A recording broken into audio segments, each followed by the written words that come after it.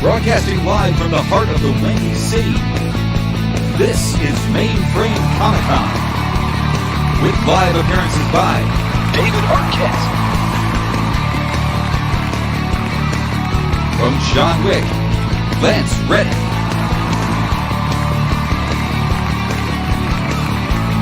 actor and comedian Jeff Garland, from Lord of the Rings, John Noble.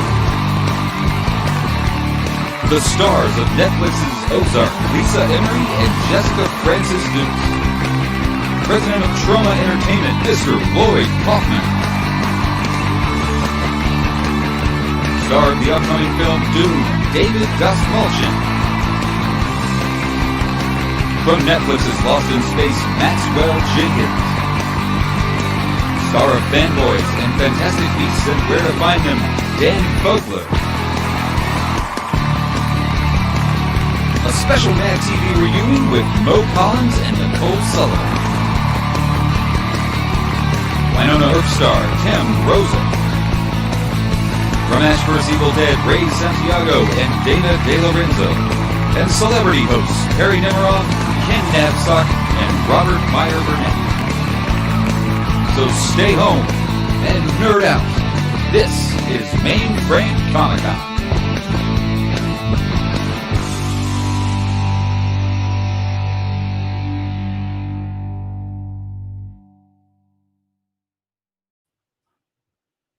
Hello, fans. Welcome to Mainframe Comic Con 2.0, or as we have been lovingly calling it all weekend long, Mainframe 2 Electric Boogaloo. Over the next 4 hours, we are going to be live streaming to your living room, to your social device, 4 hours of celebrity content, celebrity Q&A panels with the top names in film, television, and comics. So if you would like to join in any of the fun, head on over to mainframecomiccon.com and you'll see a live chat button. You can enter into the live chat, ask some of these celebrities your favorite questions. I am being told the live chat button needs to be refreshed, so check back in about 5 minutes. We'll have that all worked out.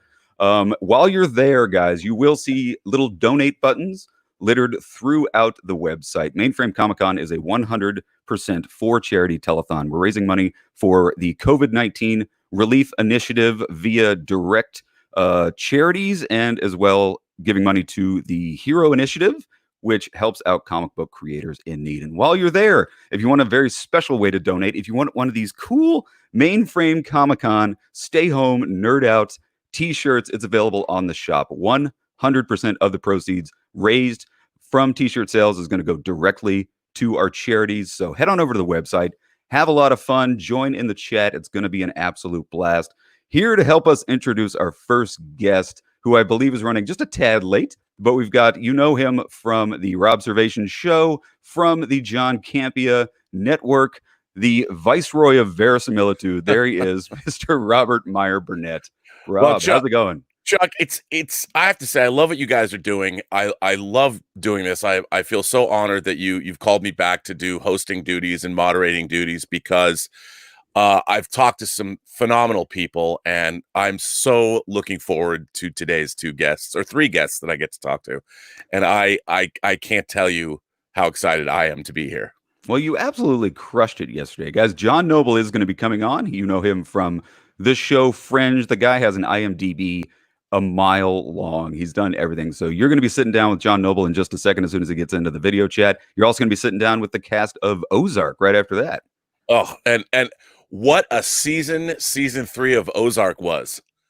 It was amazing. My God. And I mean, Mrs. Snell, one of the great villainesses, perhaps in TV history, who took it up a notch. Wow. And it's funny, with both Jessica Francis Dukes and Lisa Emery were both on why am I drawing a blank on this? On Jessica Jones. Jessica Jones. Both of them were. And then Lisa Emery was on Fringe that John Noble was on. Yeah. Oh my God. We are verisimilitude. There's all this. The planets are aligning here. They are aligning. And, it's great that you're able to get these guests, and everyone's happy to be here. And it's just a lot of fun. Yeah, we're It's a having lot a of fun. blast. We're still waiting for Mr. John Noble to get in the backstage area. But what are some of your highlights from yesterday's broadcast? You did the Lord's work with a couple of panels. I have to tell you, I was so impressed with Lost in Space's Maxwell Jenkins. I mean, when I read about him and how he started performing in the circus, that his father was a circus performer, and he started performing when he was 3. I was like, that's crazy. And what a great kid. Very smart. He's a huge sci-fi nerd, as well as being on, I think, one of the great science fiction shows that we have running now. And I love Lost in Space. I really think his performance is at the heart of that show. And it was really delightful meeting him. He was You the know, heart and soul of Lost in Space, and you couldn't have timed that out better. Because right before you went on air with Maxwell Jenkins from Lost in Space, the SpaceX rocket, the Dragon, hit the skies, and we sent Americans to space for the first time in a long time. Timed that and, out perfectly. and he was watching it too. Oh, that was So, funny. He said, "Oh, I had to put down my iPad so I could jump on the show." it was so. I mean, here Americans returned to space for the first time from American soil in 9 years, and then I get to talk to Will Robinson, of the Robinson clan, who have also been, well, they've been lost in space now for years, but it was great to talk to him. And also, look, I mean, David and Lloyd Kaufman, for What a great panel. David obviously couldn't say anything, but he's playing Piter de Vries in Dune. Yeah. And he's an actor who he was in Prisoners, he was in Blade Runner 2049, and now he's in Dune playing. He's following up Brad Dourif's role. Brad Dourif originated that role back in David Lynch's Dune, and it was just great. I mean, they're hilarious together, and I'm sure you're gonna have a great time today with them doing their cosplay thing, introducing that new Dark Horse comic. That is going to be so much fun. We got so many entries dressed up, and they sent us photos. Some of them were crazier than others, but the ones that David hand selected are top notch. That's later on in the day. He's hilarious too. I mean, a filmmaker, an actor, a writer. What a talent! And those guys were so much fun to talk to about filmmaking and all that. And it's Lloyd never ceases to just, the guy's hilarious. And go ahead. Oh, he's got such a, if you look at his filmography and what he's done, I mean, a lot of people laugh when they hear the name Troma, but he was making independent movies back in the early 70s. And he's really seen how Hollywood has completely changed over the last, 5 decades almost. And he's still out there crushing it. So Lloyd is the power behind the throne. I mean, but he's done it all on his own merits. Yeah. He does it his way and unapologetically. No, into him last time you were on the show about how he actually loaned his editing equipment to have the Rocky movie made. It was just, and we found out yesterday that a young female documentarian needed help finishing her film, and he did the same thing. He's like, come in and use my edit bay.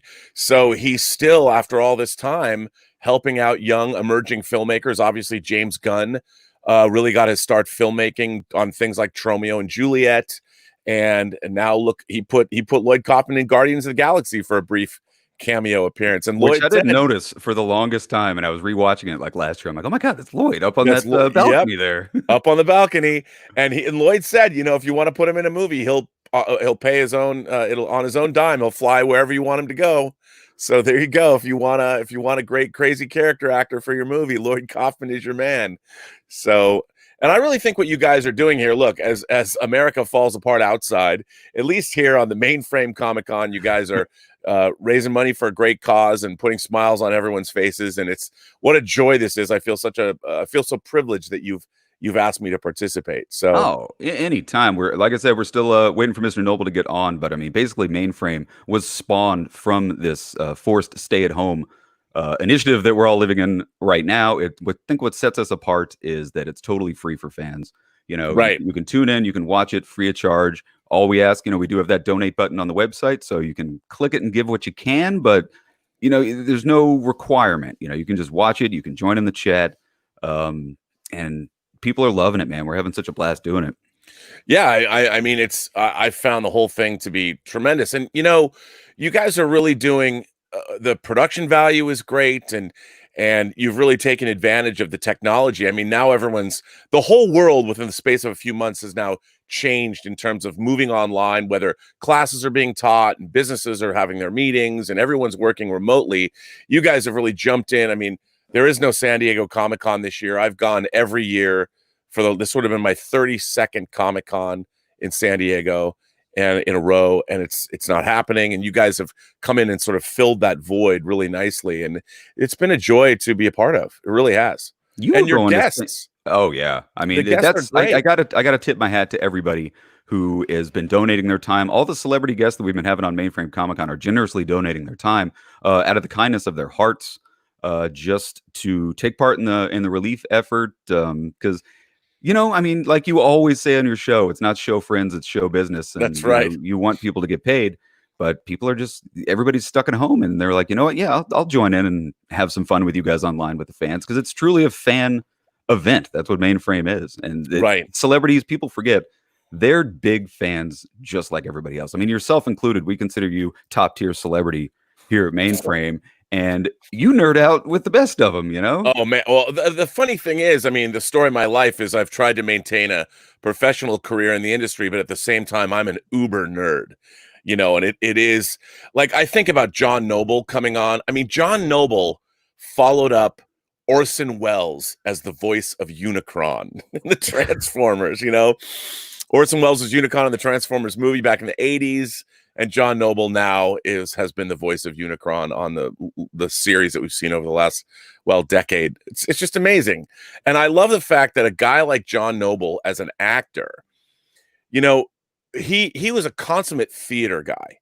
And he directed over 80 plays. He had a theater company in Australia for 10 years that he was the head of. And then he came into movies and sort of TV later. And he shows up and he plays the Steward of Gondor. He plays Denethor. And like over the last 20 years, he's been doing all of these incredible genre things that people that would watch the Mainframe Comic Con or go to San Diego would love. Walter Bishop in Fringe. Yeah. He played the Scarecrow in a Batman video game. He's been on The Blacklist. He's been on Sherlock. No, it's not Sherlock. He's Elementary. And he's just been doing all of these fan favorite shows. So he's become, and one of the things I want to ask him, he's become beloved around the Comic-Con crowd. Anybody who loves science fiction, fantasy, and horror, I like to call everybody imagination connoisseurs. I mean, John Noble has like crushed it across every one of those levels, and what is that like for someone like him? He was working in the theater, and now he can't, if he were to go to Comic-Con, he couldn't walk 2 feet without being stopped by somebody talking about, I loved you in this, or I loved you as Jonathan Crane, or I loved you. I mean, it's never the same. It's never the same thing. No, it's never. He's been doing it for so long, and like you said, his career taps into so many facets of the fandom community, from television to film to literature to live on stage performances. Yeah, I mean, he's shooting a show now that I'm really interested in called Home Invasion, where he plays a character, get this, named Buck Murdoch. It sounds like a character from Airplane. But he plays Buck Murdoch, and apparently these criminals break into a house Home Alone style, but it turns out there's like an alien invasion at the same time. I'm like, I'll watch that. Well, he will be on soon. I see our directors in the backstage just getting him on right now. So guys, while we wait for Mr. Noble, just want to recap some of the more amazing panels we did. You were talking about Lloyd Kaufman. People don't realize this. If you want to be in the next Troma film, you can actually, they're running a contest now. If you go to Troma, I believe it's Troma.com or TromaEntertainment.com. If you film, his new movie is called # Shakespeare Shitstorm, but to help promote it, if you go to their website, he's inviting fans to shoot their own short little promo video, like a little commercial for Troma. It can be anything you want. It can be bloody. It could be however you want to do it. So you film your own little 30-second, 1-minute video clip, send it into them, and they're going to run a contest that gets you a guaranteed on-camera spot in the next Troma movie, whatever that Troma movie might be. Amazing. Yeah, I mean, who wouldn't want to be in a Troma movie? Look at that legacy. I know. Sergeant we were watching Kabuki Man, NYPD. I mean, Hell Comes to Frogtown. Was that with Rowdy Roddy Piper? Yeah, man. So that was great. And just like you said, after the John Noble panel, we're going to be sitting down with the cast of the Ozark. We've got just some amazing guys. We got Tim Rosen coming on later on today, who you know from Winona Earp. He was on Schitt's Creek. He played Mutt Shit on Schitt's Creek. We got the cosplay contest coming on later on in the day. Just tons of great stuff. I mean, Yeah. we're feverishly excited to kick off Mainframe and all their guests. So, Yeah, no, Rob, as we wait on, is there anything you can? How are you dealing with social quarantine right now? well, I've been basically working besides doing multiple shows on YouTube. I also, to plug my own stuff, I produced a horror film back in the late aughts that came out in 2009. Joel Silver, Die Hard, Lethal Weapon. Joel Silver was our executive producer, called The Hills Run Red. And during this time, Rob, I hate to cut you off, but John here? We just got John in the live chat, so I'm going to go ahead and step out. We had one super fan that wanted to say hi. This is Walter. This is Walter Bishop. I swear to God, his name is Walter Bishop. I know, I believe you. So, John, our cat just wanted to say hello. I'm going to let you and Rob have it. Sorry, we're running a little bit late. So, thanks for being on Mainframe. You guys have fun. Oh, well, pleasure. I'm sorry I thought it was half an hour later. So no worry, John. I was talking. I was giving you a very long, protracted introduction, but basically, in a nutshell, I was talking about that since you were the steward of Gondor over the last 20 years, you, sir, have become a fan favorite, playing everyone from Jonathan Crane in one of the Arkham video games to being on shows like Elementary and all the beloved Walter Bishop on Fringe.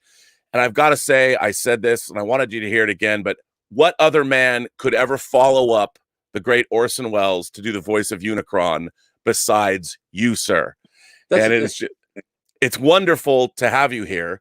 And I wanted to start out sort of when I was growing up, I was amazed at the amazing creativity that was coming out of Australia in the 70s and the late 70s and early 80s. Music, film. You had Peter Weir making things like From the Cars That Ate Paris to Picnic at Hanging Rock.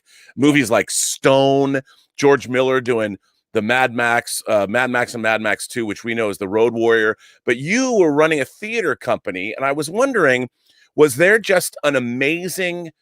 Was the creativity covering all facets of culture in Australia? Did you, running a theater company, did you feel that same kind of energy that was going on in music and movies? And what was it about that time in Australia?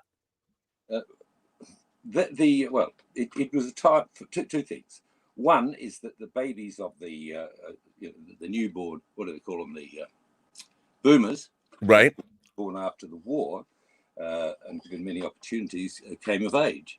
So you had a lot of smart young men and women running around the place wanting to express and do it their own way. Right. And that was a key factor in it. Very much a key factor. The atmosphere was good. Australia was healthy and wealthy. And I came from South Australia, which was the most generous state in terms of looking after theatre and other stuff. So everything was there at that time. It all collapsed later, financially, of course. Yeah. But with the film, so that's theatre. With film, it was there was an income tax provision that said if you invested in a film, you could get twice what you invested back as a tax deduction. Wow. And that was a huge incentive. And so, of course, the films kept pouring out. There were some brilliant ones, some rotten ones. Yeah. Absolutely stunning ones, because that was what was happening. And you mentioned those great directors like Peter Weir, and and Australia's produced a lot of actors as well.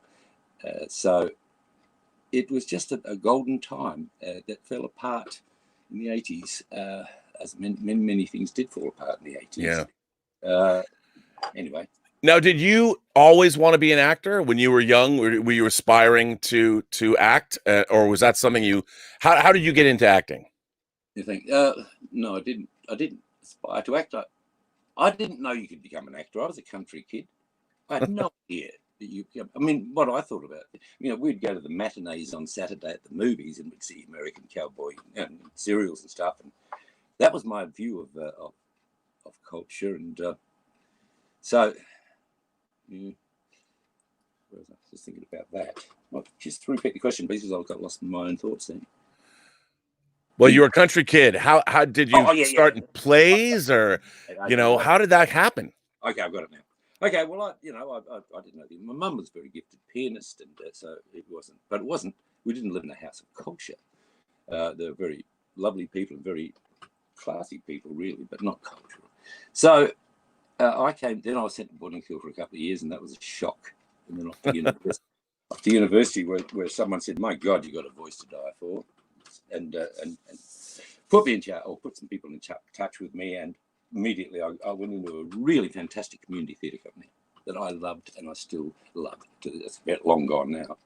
It was called South Australian Creative Workshops, and did some amazing work. And I then launched with another fella the stage company, which was our company, Right. Which was tremendously successful until the collapse of this financial collapse in the 80s. I remember I was in 86, I think. I had a show in London. I was doing a director play for the West End, and so I was away for a while, and we also had a show, one hander coming to America. We had a show on the road. This is a little tiny theatre company, only 3 people. We were having a great time. And but when I got back, one of the executives from the funding bodies took me out to lunch and congratulated me. He said, "Did you get any offers for work in London?" I said, "Oh, yeah." He said, "You should have taken it, mate." That's ominous. And so what happened? This whole thing did collapse. I think I was the last one standing. Jesus, Wow. I fought hard. But this is an interesting story. Let me just say. So the Premier, the boss of South Australia, John Bannon, was also Minister for the Arts, and he called me into his office. It was about 6:30 or 7 in the morning, and he sat there very solemn, and he told me the story about what's happened at the funding. And he was a great fan of my company. He was telling me with tears in his eyes, and I had tears in my eyes. We couldn't do anything about it. Amazing. Yeah. Well, I would be remiss. I mean, one of the things that I think over the last, couple decades is you have found yourself in very popular genre shows, whether they're science fiction, fantasy, a little bit of horror, and I don't know if were you a fan of the genre sci-fi, fantasy, and horror growing up? No, not particularly. I don't know. I don't think I was a fan of anything, mate. Well, I really don't. I just sort of had this lovely. When you tell us the story of how, well, one, had you read Lord of the Rings, and how did you get a call? Obviously, to get involved, it has to be. Yeah, let me be very honest here. I hadn't read it, and I wasn't alone in that. But then I was in Australia at the time, and my agent got a call and said, "Oh." There was a backstory before that too, which is very interesting. Got a call and say, there's this show, Lord of the Rings. Peter Jackson is doing it. They want to look at you for something, and I said, "Oh, all right." I mean, I didn't think too much about it, but I went and did this audition, and it was for the role of Denethor, and I basically nailed the audition. I know that, and I read. Then they contacted several months later and said, "Peter's coming over here. Would you do that Denethor again, but also do Saruman?"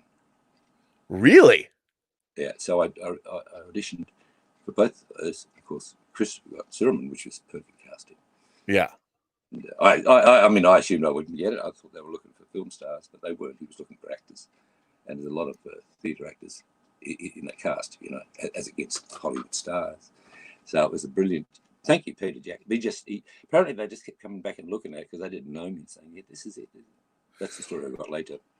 Well, it's so I have to say that your performance as Denethor is one for the ages. I mean, not exactly a great father, perhaps not a good steward of Gondor, but your performance as that character is incredible, and it was so great to see that when they did the extended version of Two Towers, that you got to have more to do, that you weren't in the film, and then they put you back in that film in that great flashback scene.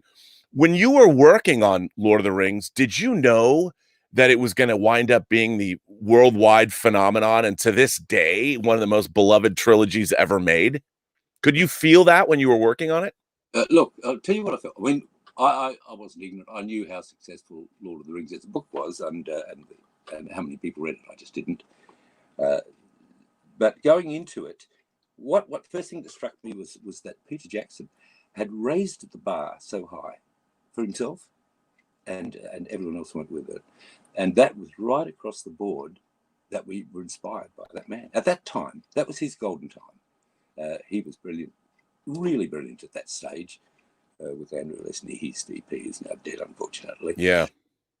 And he was so on top of it, and he'd worked. And there's a great story about how he actually got it up and what he went through to finally get it. But he did, and he was phenomenal as a director and as a leader. And we all just wanted to do the best, and we did. People just climbed up another level, right across. I remember sitting in a big room with John Rhys Davies once, all the actors, and he said, "Oh, this may be the finest collection of actors I've ever seen." And mind you, he's looking around Ian McKellen and all these fellas. So there was a very good atmosphere. We were very invested in it. Well, now, because you were in that film, and now that you've been in things like Fringe and done video games and been a voice on Transformers, and you've become beloved in a fan community that is very vocal, very fervent, they love this stuff, and that you agreed to be on this Mainframe Comic Con. Thank you very much, by the way. My pleasure, You've been to the San Diego Comic Con. You've seen it all firsthand. What is it like for you to have become a fan favorite?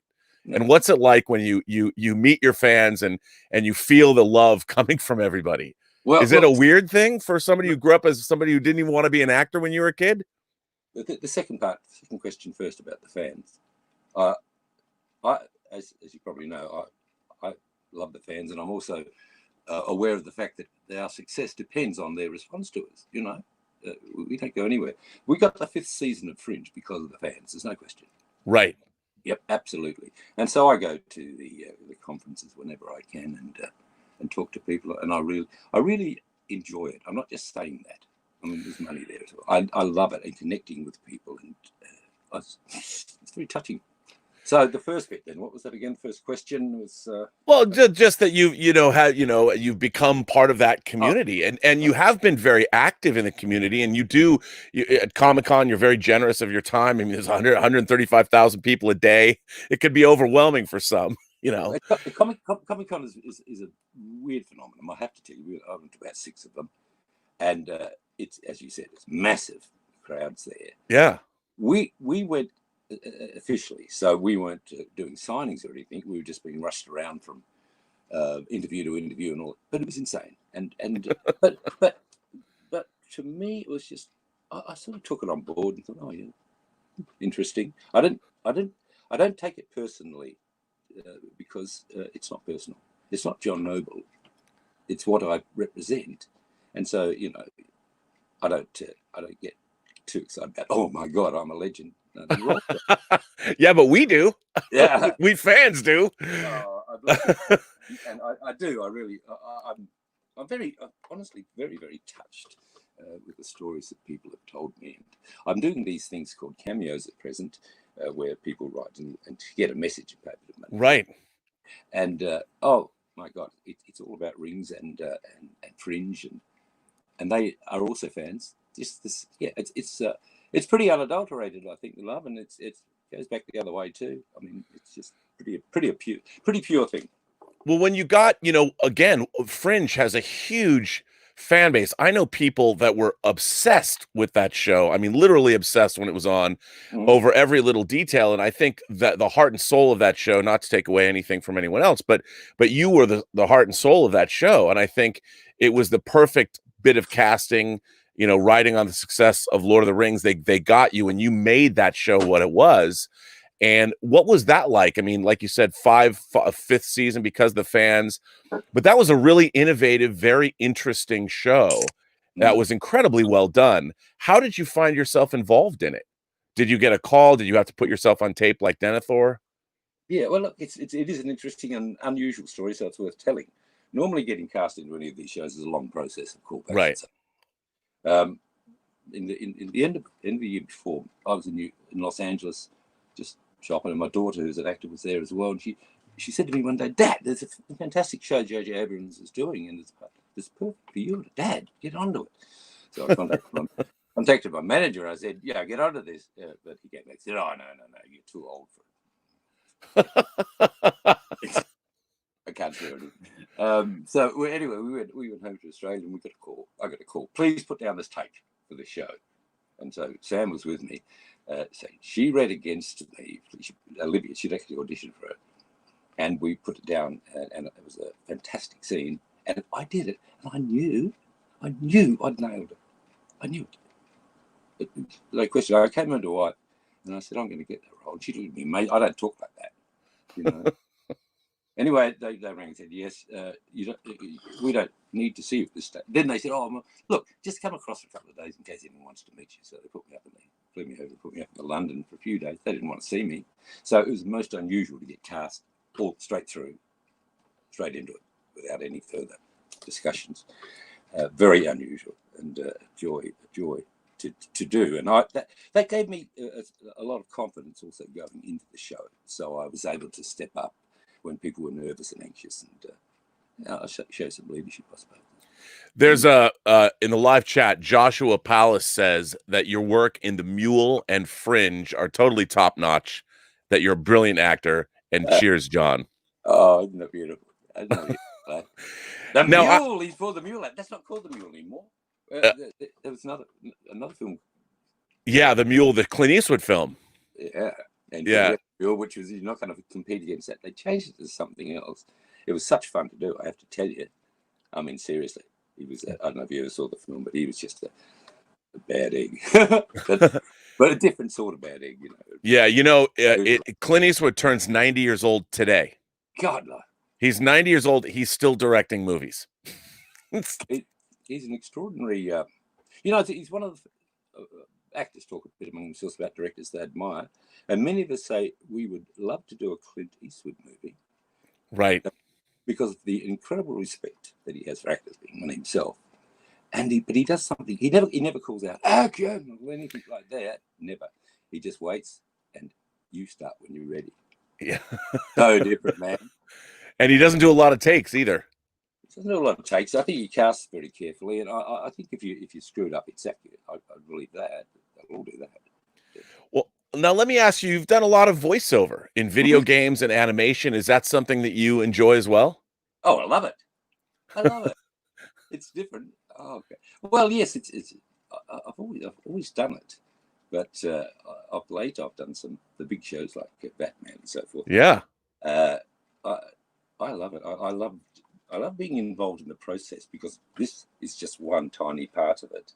And, you know, you've got your producers out there and all these other people sitting there. And then we were hooked up to London and they were sending through comments as I was doing stuff. So there's this madness going on and so much of it to do. But it was exhausting, but we did it over a long time. I'm talking now about Batman. We did it over, 12 months, 18 months, I think, in different sessions because they kept adding new material and so. Yeah. But well, I went to London with the opening of it. That was fun. Now you've got a new show that I noticed called Home Invasion being made, and I was reading about this on the IMDb, and your character's name is Buck Murdoch, which makes me it just tickles me to death that you're playing a character named Buck Murdoch because that's hilarious. Home Invasion is it's Home Alone meets Close Encounters. Can you tell us anything about this show? It's a Swedish company. Production company. It was shot in Budapest. So we were in Hungary.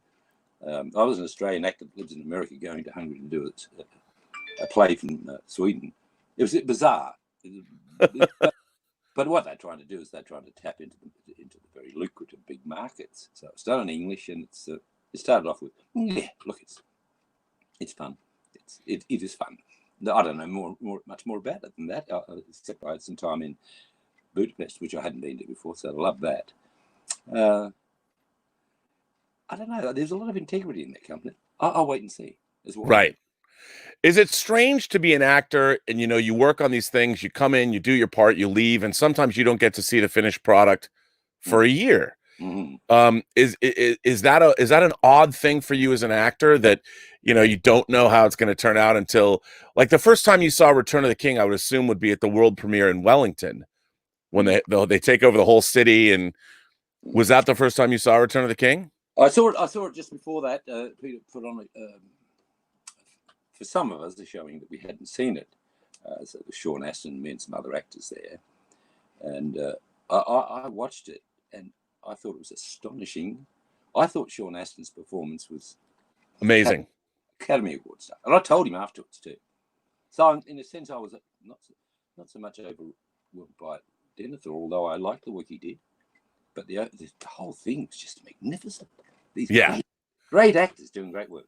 I just can't imagine what it would be like having, been a part of that and then being able to sit down and actually watch it for the first time put together for people. Yeah, I was working really hard at that stage, and I went to sleep in the first viewing of it. Don't tell anyone. That was that was a big Wellington number. We're all there, and as you said, the town turned out, and we were extraordinary. Motorcades and everything. And we went into the 3-hour session. I'm sitting here. I had one of my kids next to me. They said, Dad, wake up. We won't tell anyone. No, well, I've just told the world, but I had seen it a couple of days before anyway. And so it was extraordinary experience. Because then we went to LA for the opening, then we went to Berlin for an opening, then we went to London. It was just extraordinary. Did you go to the Academy Awards? Yes, sir. What was that like? I mean, you guys swept? 11, yeah. Well, it was extraordinary. We were at a gathering. We went in, and so we were watching on television. And 1, 2, 3, 11. Eventually, it was just embarrassing almost. But there was a certain euphoria. Let me say that. Yeah, I mean that was an incredible night for everybody. Have you been back? Have you gone back? Have you done any work over there since then? And have you seen gone back to Wellington? Yeah, I have. I've done several projects there since Wellington. One in Wellington. One was a couple were Auckland based. I started one there last year. I don't even know if I can say the name, but I better not. Anyway, it was a crazy show. But then the lead actor had an injury, and they had to cancel for a period of 7 months or something or other because this lead actor damaged his leg. That's in the news. They can get that. Right. His name's John Cho, dear old John, and he damaged his leg very badly. 7 months off. So that stopped that. Can I bring up what that is? Or I won't say the name, but let me ask you, because that is of a big. I think everybody watching the show is going to be very interested in that show. Mm-hmm. How do you think that's going to be? The show, without naming it. Well, because I'm very excited for that show. Well, the thing that really set me off at first was the bloody music, the original music by the Japanese composer. Oh my God, it's unbelievable. And so she's working again with us. And using that, the production values I thought were fantastic. It's a buzz, man. It's a big, it's out there. And wow, I'm very okay. I'm all giddy now. So we won't say what that is, but for those who know, you can find it out. Well, but those who know, we're just waiting to see what happens, because then the virus came along and everything got cancelled. So what the company will do now, it's very difficult to know. Or if right, still be available and all that. I don't know. Although New Zealand has done a great job tamping that virus down, it's pretty much gone from their shores. So they're going to open up. They open up production this week, so maybe which will be terrific. Were you going to go to Comic Con this year, to the San Diego Comic Con? Someone asked me to. What was that about? Something came up recently. Oh yeah, yes, I've been booked to voice another thing. Television series, and they want me to go to it. They wanted me to go to it. Yeah, but can you say what that is or not? No, I can't. Really. secrets upon secrets. I don't think secrets, but by golly, if the publicity people get really pissed if you. Yeah, no, of course. Yeah. I'm just nosy. As you should be, my friend. Well, I mean, I think what. If you would look back at your whole career and what's happened, I mean, from somebody, like you said, you went to boarding school, which was new for you, and then everything that's carried you, what advice could you give to younger aspiring actors that want to join this business? As I know we're out of time, but what could you say with everything that you've done and learned and seen? What would you say to young actors who are just starting out, what they can expect and what maybe they should concentrate on? Well, you can go through all of that. It's pretty standard stuff. But the critical thing is something that's within us that we can bring out, and that's there's a bravery in acting, real bravery, because you act exposed. constantly exposing yourself. You're talking Denethor. You're looking at a part of John or Walter. That's part of me in there. So there's a fair investment in it and all. But no, I mean I know we finished, but all of this has been fantastic. These kids have got to find their goal and find a great teacher. I teach a lot, and I know the way I go about it. Others don't. They sort of sit around and criticise the students like they're kids at school. No. So, I mean, I think of success teaching. You've got to be inspired, and you've got to have it in here, because it's hard. It's hard. Right. The number of wonderfully qualified actors out of work at present is mesmerising. So, well, listen, I guess our time is up, sir. But I want to thank you, John, very much for doing this. What an honor it's been to speak with you, sir. Oh, mate, thank you. It's been a wonderful interview. I've enjoyed it very much. So, and congratulations, Mainframe. It's an amazing thing to do. Thank you so much, John, and a very special thanks from my cat, Walter Bishop. Wanted to say thank you. Thanks, Chuck. I've got other stories about people naming their dogs and cats Walter. Thank you so much, sir. Thank you so much. Thank you, Chuck. Thank you, Robert. Enjoyed it. Thank you so much. Robert, I know there's someone waiting to talk to you. Guys, I know we're running a little bit behind, but we do have your next guest, one of your two next guests, queued up and ready to go. So if you're ready to rock. I don't know which one of the two, but we've got Jessica Francis Dukes is ready to talk. Well, I can't wait. I mean, for those of you who have not been watching Ozark, Jessica Francis Dukes joined the third season. She also, along with Lisa Emery, who is obviously returning, this show is one of the best shows that you can watch, that you can see. And not only that, the female characters in this show are just crushing it. And Jessica plays an FBI agent who is basically, like all the other characters, finding themselves drawn deeper and deeper into hell. And so I am so honored to speak with her because, man, what an ensemble cast. What a great bunch of actors. What a great bunch of characters and writing everything. So please welcome Jessica Francis Dukes onto the show. It is my honor to speak with you this morning. Thank you so much for being here. We're not hearing you. Let's see. There it is. Now we got you. I had you on mute because I was like, I don't know if they can hear me. I mean, I got to tell you, you guys were killing it this year. And I think it's this was a show that I didn't watch at first. And my girlfriend watched the first season. She's like, you've got to watch the show. And then I became obsessed. And when the third season dropped, I mean, we were like waiting. We have to see it.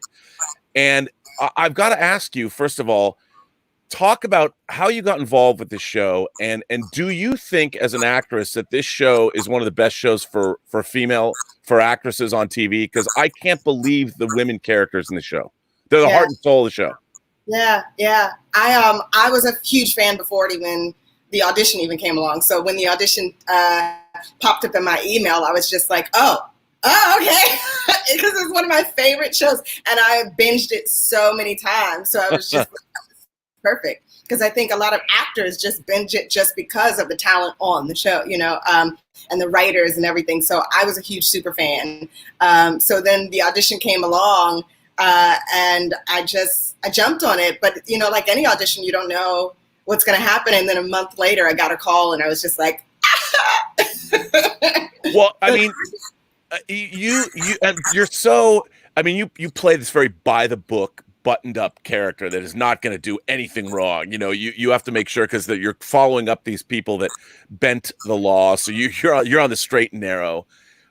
When you got involved with the show, I have heard, and I don't know if this is true, that Jason Bateman has done so much to keep the level of the show where it's at, and that he's obviously directed a lot of these episodes. And yet I'm always surprised that while the show does revolve around him, all the other peripheral characters, specifically the female characters, and like the relationship you had with his character on the show, has been amazing to watch. And what's it like working with him, and does he set the tone, and how does all that work, and I mean, talk a little bit about that, I guess. Yeah, it's before I even got on set, I was talking to a friend and they were just like, it's one of the best places to work. And I was just like, oh, that's so cool. That's good to know. And they were just like, it starts at the top, though. You know, you can tell when you walk on set that Jason creates an atmosphere for people to, you know, just enjoy their day at work. You know what I mean? Right. And it's every single person loves to be there. And, you know, they're cracking jokes every 5 seconds. And you wouldn't think that, you know, judging by how, you know, serious the show is. But every take, I was cracking up. And it was just a wonderful, wonderful place to work. And one of my first scenes was with Laura Linney, and she was just like, you know, we mess up all the time. We have fun. You know, this is what we do. And I was just like, I'm home. This is great. So it really does start at the top. And Jason is just so generous, and he is such a think tank of amazing minds, and everybody really works together. So it's really awesome to watch. Yeah, I mean, obviously, it really shows in the performances, and it shows in the show itself. And I think it's interesting that an actor does wield that kind of power who's also directing, and it's nice to see and to hear that, because I think that's the way all working in the industry should be. Yeah. You know, it shouldn't be. Now, let me ask you this: for you, as far as your character is concerned, I have in my own mind, I do believe that all of the characters are being led down to hell. Like, they literally, like, we don't know, but this show might all take place in purgatory. We just haven't seen that yet, because everybody gets drawn deeper and deeper into their own personal hells. Mm-hmm. And your character is primed. Like, I don't think a 4th season's been announced, has it? Not yet. Now, I could see that your character is also going straight to hell. I mean, you're in big trouble. You know, you're going to be, your soul is going to be corrupted. She just trying to do a job, man. She's just trying to do a job. Yeah, sure. Everybody on there is trying to take care of what's theirs. You know, they're trying to take care of their family. They're trying to take care of their, you know, what they've done with their life. They're trying to take care of, you know, everything. They're thinking they're doing the right thing, you know. But yeah, it's a rabbit hole. Now, do you have table reads? Do you just get the scripts? Is there any rehearsal time? You just get the scripts before you shoot? Yeah, we get the scripts. We don't do a table read, but as soon as we get in there, we'll sit with whatever director is working on that particular episode. Maybe a writer's in the room, and then, you know, a couple of crew members, and we rehearse it really quickly before we start the takes. But no table read, just right in the fire. So when you get a script, you like tear through it like, ooh, I can't wait to see what happens next. Yeah, especially being such a huge fan of the show. Like, I was waiting just to, you know, because we were left with such a huge cliffhanger with season 2. Right. That when the scripts, I felt like I had this magical piece of candy that nobody else had. And I was just like, I get to know what happens next. And I just read it as a fan first, especially not being in the first 2 episodes. I was really just able to ingest it and be like, here we go. And little bit by little bit, we get the rest of the season. And then we got 7, 8, 9, and 10 all together. And I think I was up in my bed till 4 o'clock in the morning, just like, and I like jumped back in my bed. Like, when I got to the end, it was just, I have the same reactions that you guys have reading the scripts. Oh, I mean, you talk about sticking the landing. I mean, season 3, what an end. Now, how long, from a production standpoint, how long do you guys shoot? Do you shoot in order? Do you shoot all episodes in order? And how long is the production schedule? We shoot for about 6 months, and block shooting. So we do pretty much like 2 episodes at a time. So we shot 1 and 2 together. Then we shot 3 and 4 together. And within the 2 episodes, things are kind of jumbled. So my first scene shooting was like my final scene in episode 4. With Laura on the couch when I'm warning her. And it was funny because I'm such a huge Laura Linney fan. I was like, you give me Laura on the first day. Could you explain to the audience what block shooting actually is, so they know? So block shooting is basically taking 2 episodes and shooting at the same time, or 3 or 4, depending on how many you want to do. And it really depends on, at least from my knowledge, how the director wants to shoot, how the producers want to shoot it. But we shot 7, 8, 9, and 10 as one big block. And so, I mean, scenes were all over the place. You know, like one day you'll come in and you'll shoot majority of your scenes in episode 7, and then one scene in episode 10. Right. And then next day and shoot something in episode 6, and it's just all over the place. But they'll shoot you all of your scenes, even though they might be in 2 or 3 episodes, like at one time, which is, I mean, that's something really new in the streaming world, because you're producing all of these at one time. Usually in television, the writers are catching up every episode, right. Whereas now when you have 3 or 4 scripts done, you can do that. Right. Now, do you shoot on location? We have a couple of different places that we shoot at, but then everything that we do has a replica in the warehouse. So there's kind of like 2 different things. So the birdhouse, there's actually the birdhouse, which was, I remember when I pulled up and I was just like, oh my God, it's the birdhouse. But then there's also a complete replica of the inside and a little bit of the outside in the warehouse, things like that big old chapel scene towards the end of season 3. I watched it being built, and it was just magical to, see everything happen right there. So yeah, there's duo locations. Right. Yeah. Right. Now, when you guys are shooting, are you, like you said, 6 months? Do you work for the entirety of that time, or do you come and go over the course of those 6 months? It depends. I mean, Jason, Laura, Julia, they're there a lot, Right. So Obviously. Those entire 6 months. But for somebody like me, I would have a good 2 weeks off at a time, or I think there was once where I had a whole month off. So because they try to like get you in there in pockets, and then you have a wonderful time in Atlanta. Right. Now Lisa Emery, who's going to be here, and then you guys were both on Jessica Jones, right? Yeah. Did you know each other before? No, I didn't. Grace was such a, she was kind of in the pocket of Trisha's world only. Right.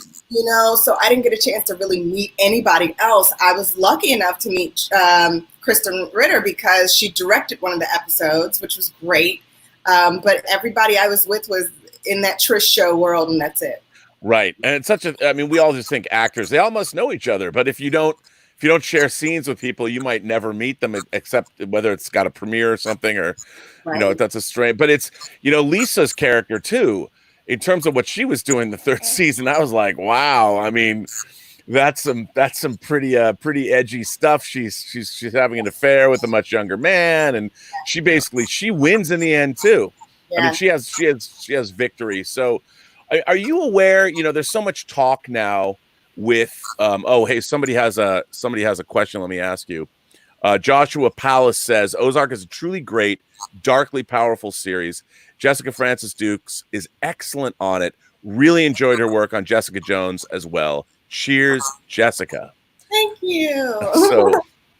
So I was going to say, I mean, are you aware, with all this talk about having more roles for women in Hollywood, when you're on a show like this, is it something that I don't know, that there's so many great roles for women? It's unique, I think, in terms of television, that isn't necessarily, it's not necessarily a female centric show, but also the strongest characters are women, which is an amazing thing.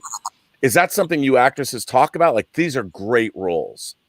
Yeah. The writers, I think, to commend a lot of them, there's a mixture of writers. You see a lot of women in the writers' room for Ozark, right. You see a lot of female directors for Ozark, and it's just wonderful. I mean, half the crew is female. It's just like, it's epic to walk on somewhere and you see a girl with with some big old cable walking through, and you're just like, hell yeah, And so it's no wonder that these strong women come out of this world. I think that the casting director, the producers, and all of the people that are in charge of who they bring in, like they bring in some firecrackers, and I just love to watch them work. I would go on set even when I wasn't called to see like Julia or right. or Jan or Lisa or Laura work. And I remember when I first got there, meeting them as a actress in the world. You look up to these women, right. especially coming from the world of theater. Janet McTeer and Laura Linney are theater goddesses. So it's just an absolute joy, and it influences, it inspires, and it fuels me to be working with those women. Yeah. Yeah, Janet McTeer especially too. I mean, she also had another great. She had a great season this year. Yeah. Now, I find it really interesting that Jason Bateman, the traditional, I guess, star of the show, is so generous, and he's really created. I think it's fairly unique to see a lead perfectly content to allow his other actors to shine, and he doesn't seem to be. He's completely fearless, and I think that really comes through in the show. Just how he's allowed the show to develop that way, because even people like Julia, like when I first saw her, I thought this must be some girl they found locally. Like she seems so authentic. And then when you see her on a talk show or something, she's promoting her latest film, she's nothing. And that's what great actors do. She's nothing like she appears on that show. And I'm like, wow, they have done a great job casting this. Yeah, they really have. And he's wonderful. He has a way of, I think he said it in an interview where he's like, I just try to be as invisible as possible. And as an actor, you think the complete opposite. You're like, I got to figure out how to make this moment interesting or do this or do that. And he was actually a huge lesson for me in how to just be there and be in the moment and try to give as much as you can. And that's the great thing about other people on the show too. They are great scene partners, and it's just an amazing place to be.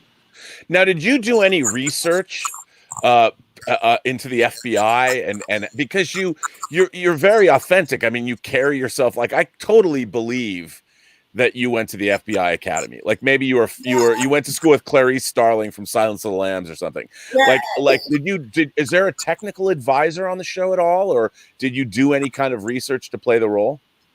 Yeah, I did tons of research, and I think that coming from my theater background, where we have like a week of table work and we have a dramaturg and we have, all those things in place for us to learn everything we need to know in such a compact amount of time. But I had, months before I started shooting after I knew I got the role. And so I studied everything. I studied forensic accounting. I studied what the training would be for the FBI. I started working with the trainer. Like, even though my character's pregnant, I was just like, I'm going to work out, just, all these things. And it's wonderful to also have directors and writers that are there every 5 seconds to go, what question do you have? What do you need? And the first director, Shireen, she sat down with me and she was just like, okay, here's what we know so far about Maya. And then I was able to take that information and research even further. And then I also went through both seasons and watched just the FBI scenes to see what I would have in my little folder walking on the set. So there was a lot of research. Yeah. Well, it definitely comes through in your performance. I mean, you have a gravitas and an authenticity that I think is it really serves the show well. But I'm curious. I mean, obviously we're at the Mainframe Comic Con. Were you a fan? Have you gone to fan events before? Have you gone to San Diego, the Comic Con, and what is it like for you as a fan of a show to then find yourself on the show? That's like every fan's dream. Yeah. First of all, I'm a huge Comic Con fan, but I've never been to one. So I'm like, this is just juicy to even be a part of this right now. I'm a huge comic book nerd. So it's just a joyful place for me to be.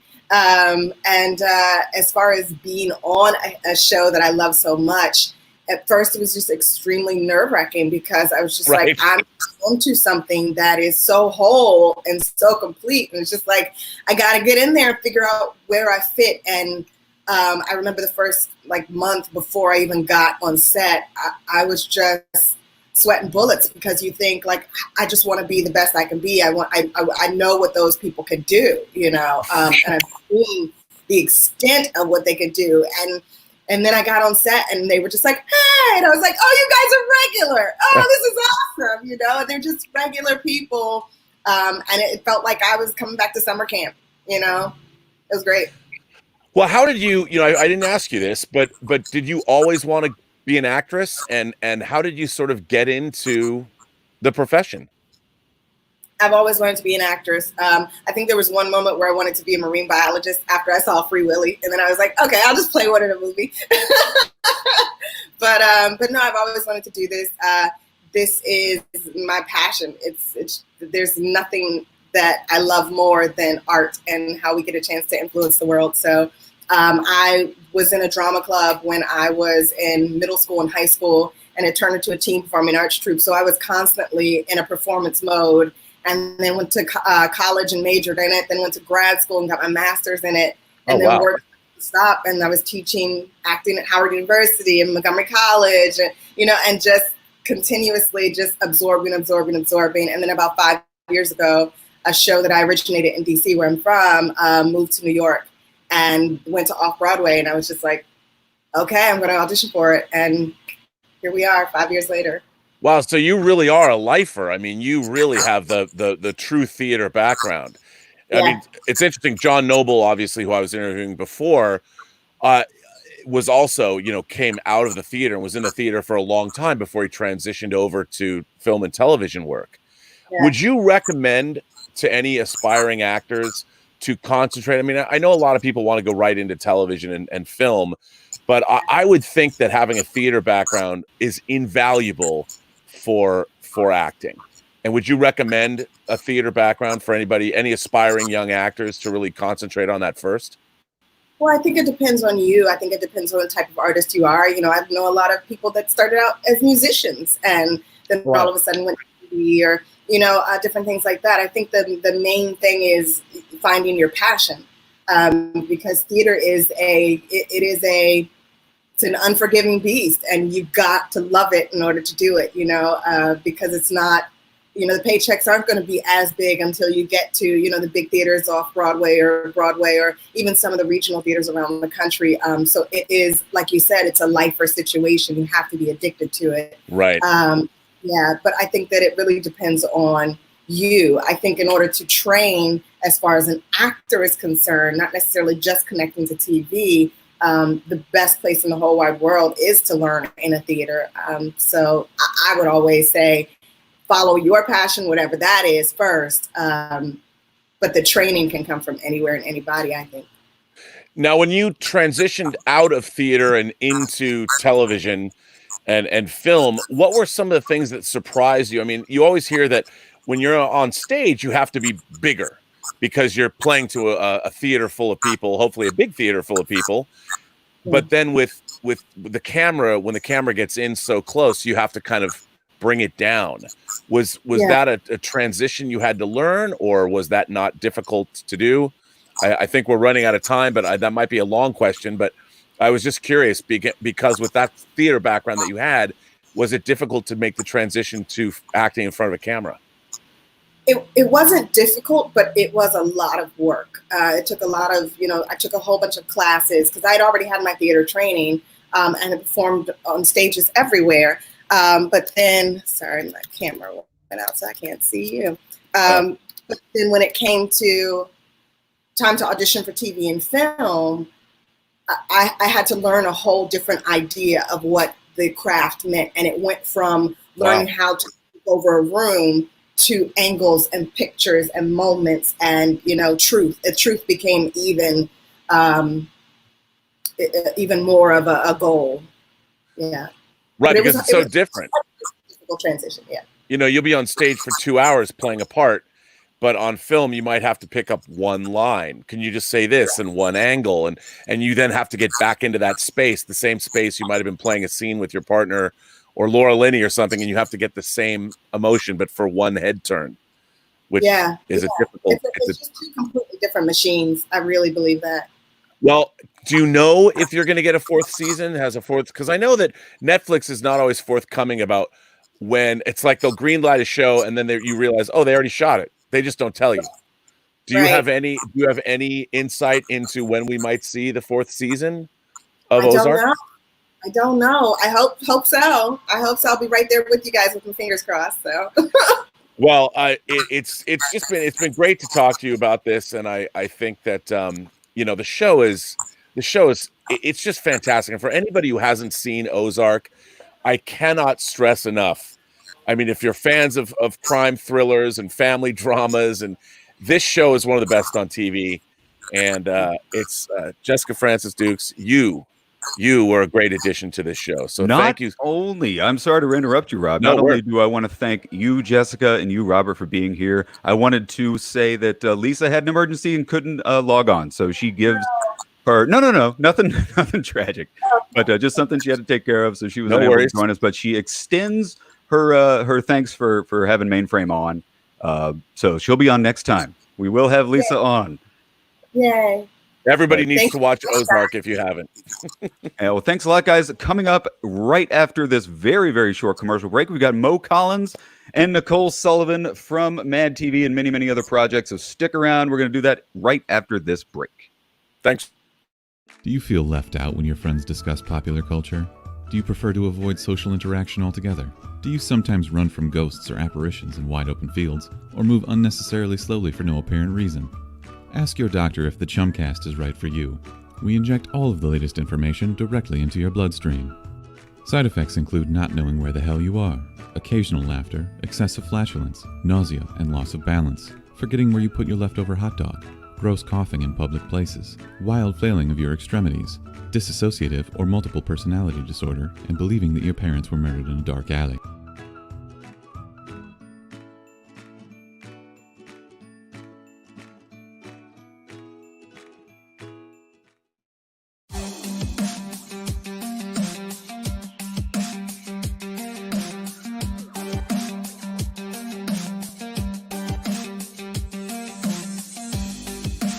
At this Jordan. This is dead centered. This is dead centered. Have you seen what 9s are going for in the 88 Fleer All-Star? This is a dead center Jordan. Fire, man. Last week you pulled the Jordan and a nice Rodman. Now you got a Pippen. The trifecta.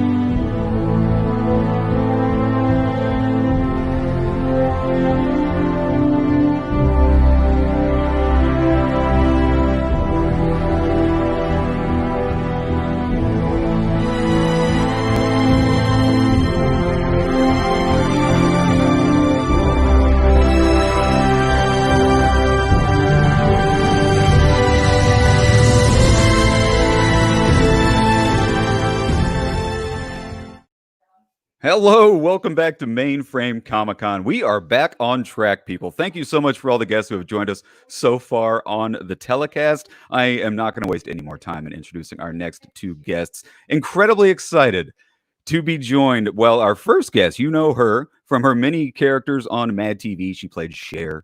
She played Catherine Zeta-Jones. I see her smiling in the background right now. Who could forget her as Stewart's mother, Doreen? You've seen her on Parks and Recreations, F is for Family, Arrested Development, Fear the Walking Dead, and so many others. Who could forget Gina from 40-Year-Old Virgin?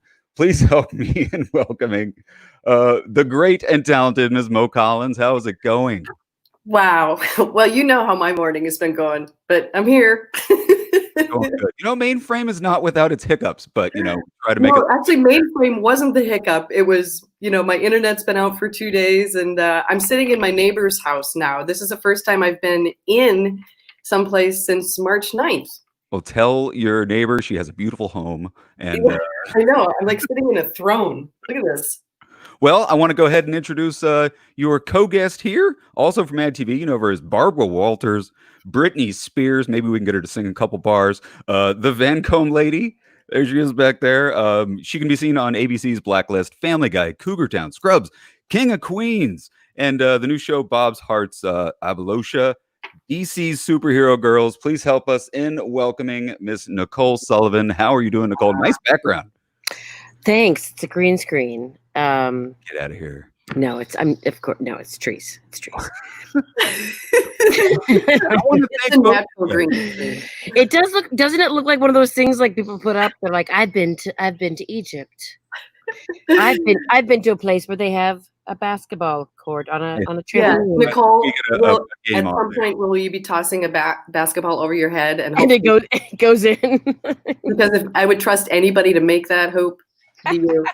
Well, I gotta thank you. I can't thank you guys enough for being here on Mainframe Comic Con, helping us raise money for the COVID-19 relief telethon and various charities. How are you guys?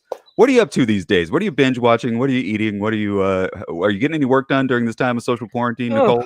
Oh. We have a whole half hour. Oh, Oh. I'm going to start with question 2A. What are you eating? I've got a thing for peppermint patties, folks, and it's real. It's a real thing. It's a real issue. And I got a little note from Amazon saying that they were not going to be sending me. On Amazon you can get your every 3 months, every month you can get your regular staples. Most people get like paper towels or pet food. I get peppermint patties sent to me on the reg. And Jeff Bezos let me know that he would not be sending me my peppermint patties during the summer because of the heat. And I did not take to that kindly. And then I had a bunch of friends bring me over peppermint patties. I have a trough of peppermint patties right now in my house. I know where you live. It is so many. And binge watching. What am I binge watching? We just watched a real lighthearted thing about Jeffrey Epstein last night. A little funny thing there. We're watching all kinds of stuff. F is for family. We love. We're watching all kinds of animation with my kids, and we're watching old movies with my kids. It's, whatever they got, we'll watch. Mo, you? Oh my God. Well, I had one bag of peppermint patties and went through them in a day. Yeah. And haven't gotten any more, but I didn't realize how much I loved peppermint patties. I don't know, eating, whatever Instacart manages to bring me, which my favorite so far, I just ordered grapes. How do you mess up grapes? Well, I'll tell you how. I got, and I don't know why they even thought this should ever be a thing. Cotton candy grapes. Huh? Yeah. I went to eat the grape. It's cotton candy grapes. They taste like cotton candy. It's the worst thing I've ever put in my mouth. And Nicole, you put. Nicole, That is, I don't need you to verify that in this moment. You literally had some of the worst the in most history. disgusting thing. Now, had someone said to you, "Hey, here's a cotton candy grape," would it maybe have been delicious? No, I don't think it is, because it's a chemically thing, and it's like it's. I don't really care for it, so that was odd. But just eating, a lot of canned corn, which I'm good with. Like we've been doing like 70s dinners over here, suppers really. 70s suppers. If you got a can of canned corn, yeah, and you got a casserole dish. Oh, great! Well, yeah, I tell you what else is good with that is fish sticks. Yeah, fish sticks and canned corn, and I'm telling you what, we're doing just fine in the pandemic. Yeah, sprinkle some of those Ridges Lays on top. Oh yeah, I guess sour cream going. Yeah. Nicole, you got a fan in the comments section, Lords of the Long Box. I don't know if this is a pun or not. They said I had a mad crush on Nicole during her Mad TV days. Lords of the Long Box. Whoa. Dun, dun, dun. Right. Hi, Lords. Hi, Lords. Well, guys, I'm enjoying the break. Just watching you guys go back and forth. You're making my job really, really easy. Mo, let's talk a little bit about Mad TV. All right. Jesus Christ, man. Over 155 episodes, Mo, you did. With all the characters that you did, I mean, did any reach the level of just fanaticism and fan love as much as Stuart's mom, Doreen? Is that the one? Is that? To be honest, I get more Lorraine love.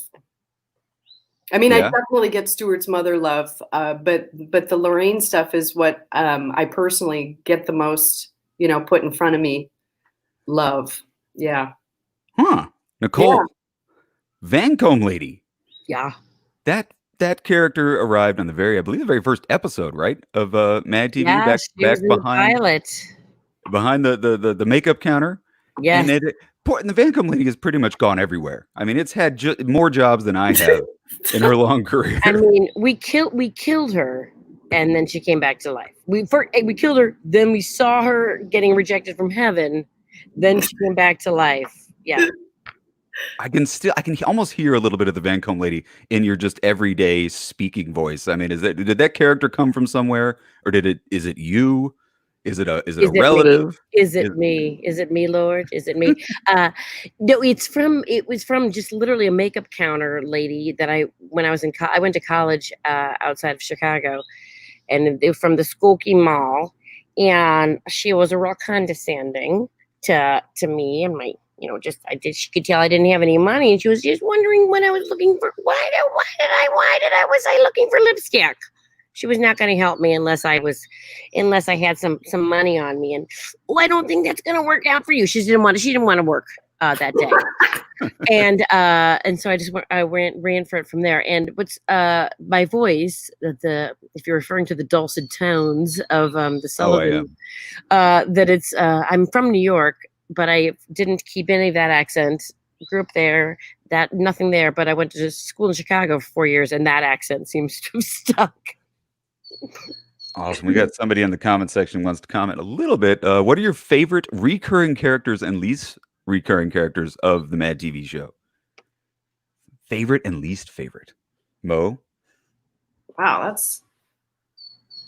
I mean, obviously favorites were, because it involved ensemble aspects, like doing Stuart's mother with Stuart, anything that to me wasn't necessarily about like the specific characters. It was more about the fun that was being had with the incredible ensemble. Those were my favorite moments. It's always been really hard to pick out favorite moments. Least favorite, that's an interest. I don't know if anybody's ever asked. I have to think on that.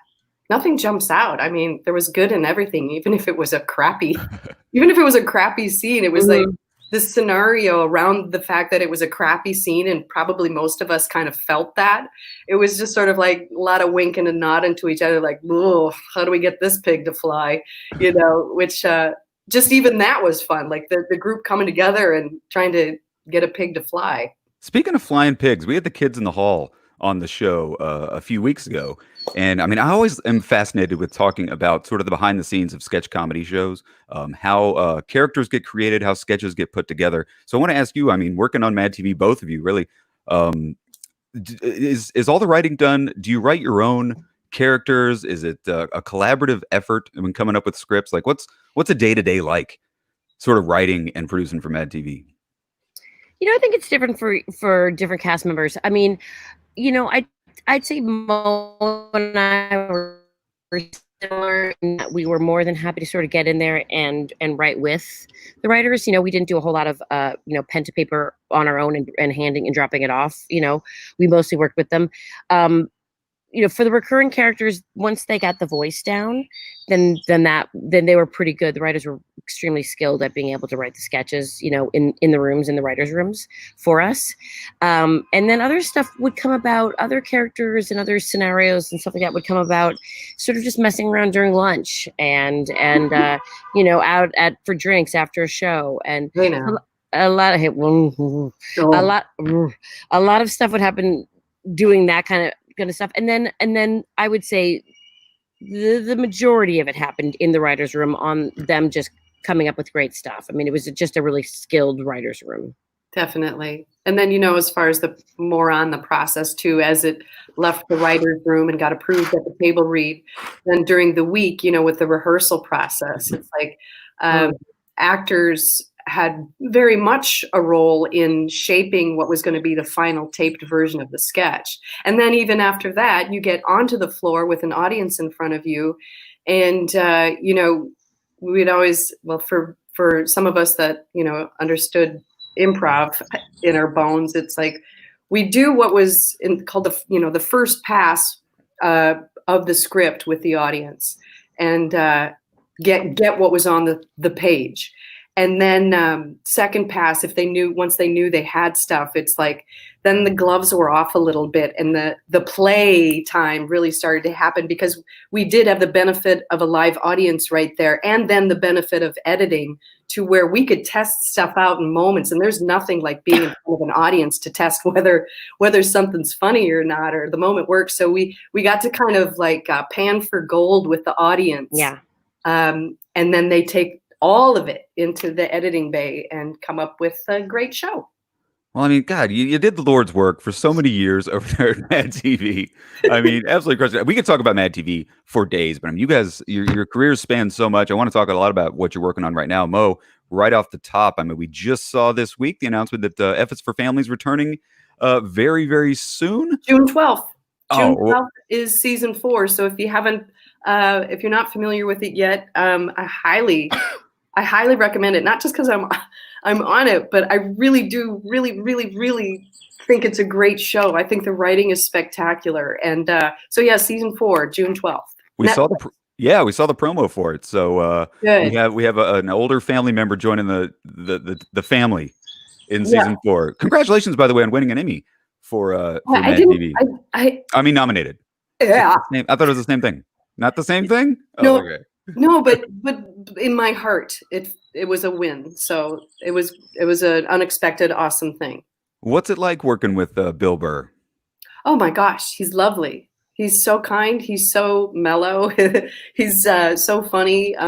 He's a really giving, supportive actor in this environment. Really great. Really humble. Well, guys, if you haven't seen F is for Family, it is like on the very tip top of our favorite shows. Oh, nice. On Netflix right now. We watch it and we share it with everybody. We've sent a lot of fans your way. Oh, cool. Thank here you. at Mainframe Comic Con. Nicole, recurring roles on the show Blackish. Yeah. Phenomenal show. We are huge fans of it. We watch it on WGN here in Chicago. Every single day we watch the syndicated runs. The show is entering its 7th season. You guys have gotten so much praise, including from like President Barack Obama says it's one of his favorite shows. I told him to say that. I mean, Well, he wasn't going to say anything. I was like, just be nice, Barack. Just be nice. Well, I mean, the show has got such cultural impact. It's such an important show. It's a hilarious show. What are your thoughts sort of on the importance of a show like Blackish in today's society? Any one specific topic that you've worked on or you think the show's worked on that has really sort of hit where it should hit culturally and societally? I think right now it's a tricky time to talk about what's working, what's not working as far as socially and stuff like that. I think we're in a difficult moment in our history, one of them. I would say that what's great about the show Blackish is that they are very they've never once stopped with their eye on the prize, which is to create good content that has a message. You don't feel it falter for 1 second, and that includes the writing and that includes the cast members. Like, it never is like, week off, what are you gonna do? Like, come on. It's never that. It's always with a message. It's always about trying to further the goodness of people. And I say that as the sort of resident racist on the show. One of the listen, I was Karen before there was Karen, guys. I don't mean to pat myself on the back, but showing up as the Karen, the next door neighbor, it's a very hilarious sort of part to play and really poignant to play because there's so many of them out there, Mo, Fear the Walking Dead. How's it going? Getting blood all over you? What's it like? Kind of transitioning from comedy to something that is, insanely the opposite of Mad TV. Yeah, honestly, it was terrifying at first. The whole idea. Because I was brought on to have a comedy voice on the show, to bring some levity. But still, as the comedian of sorts, it was definitely nerve-wracking to go in this is where I actually, for once in my life, didn't want to be laughed at. Do you know what I mean? Like, I didn't want to be seen as the clown per se. I wanted the clown to immerse into what they're doing with storytelling. And it's been great. It's the hardest I've ever worked. And I think perhaps some of the most gratifying work I've ever done. And who would have known I went from a fictional apocalypse to a real one? Times are crazy. But yeah, it's an incredible experience, and shooting in Austin and outside Austin has just been wonderful. And it's just phenomenal. It's just amazing. And I got to say, like, as a woman in my 50s, it's like, I can't believe that I got to be in my 50s and play a badass. That's Nope. nuts. Well, Nicole, someone in the comments said, Queen of the Karens. I like what they did there. They combined a couple of my my shows. There's so many people in the comment section wanting to get in and talk to you guys. But go ahead. No, sorry. No, I was just making. They made a funny joke, so I was saying funny joke. Twisted Mister. Oh my God! Don't. All right. Don't make. Just go. Don't. Please don't make us do it. Please don't. We had to stand on these cubicles. Oh my God, I cannot believe that person just said happy potty. I know, I haven't thought about that in so long. Nicole and I, we used to laugh so hard. We used to laugh so hard. We had to stand on these cubicles. It was it was based on like a Swedish like ABBA type and we were like go-go boots on these cubicles and happy pot, and we had to sing in the background dancers.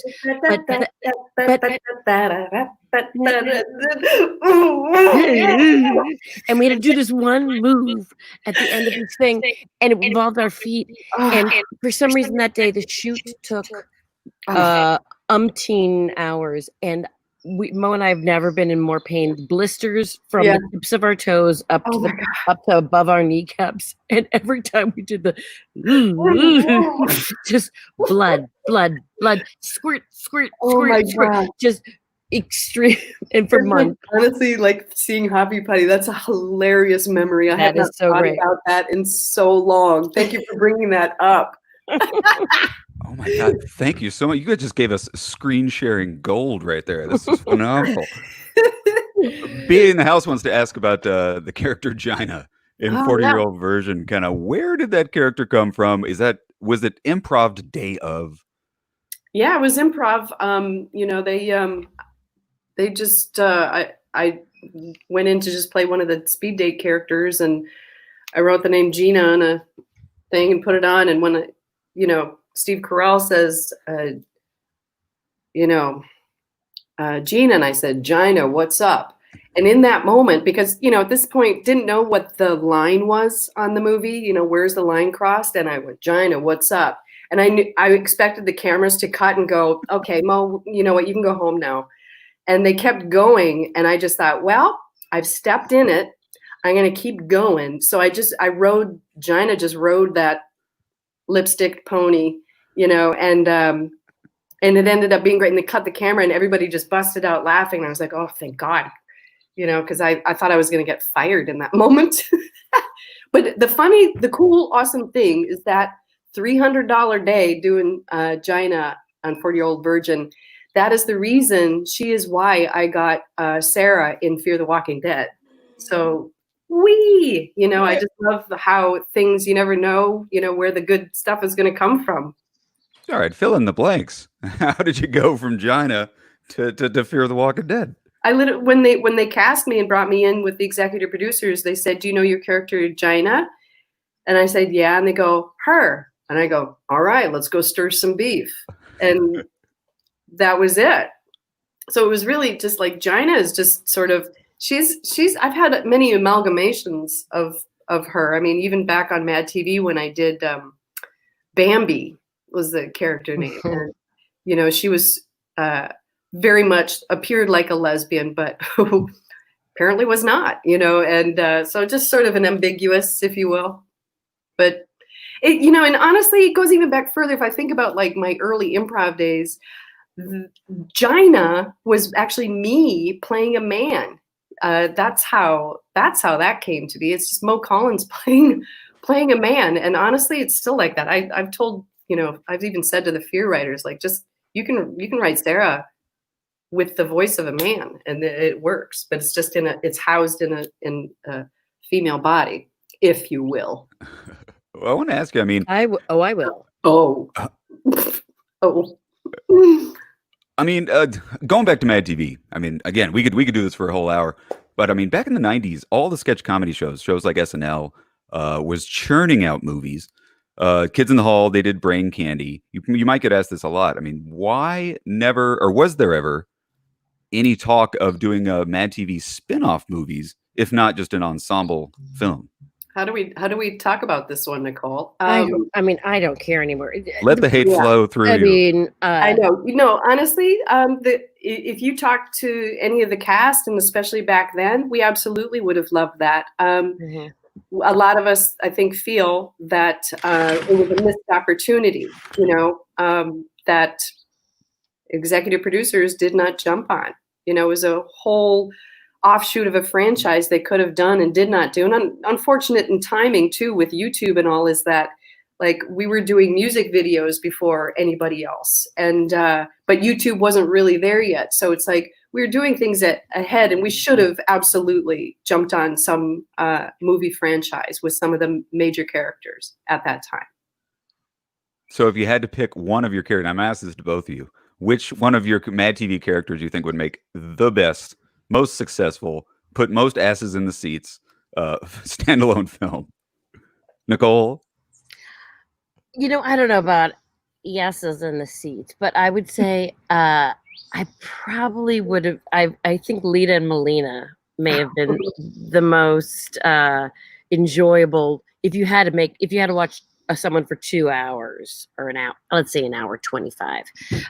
If you had to watch someone for an hour, I think Lita and Melina would have been the most fun to watch.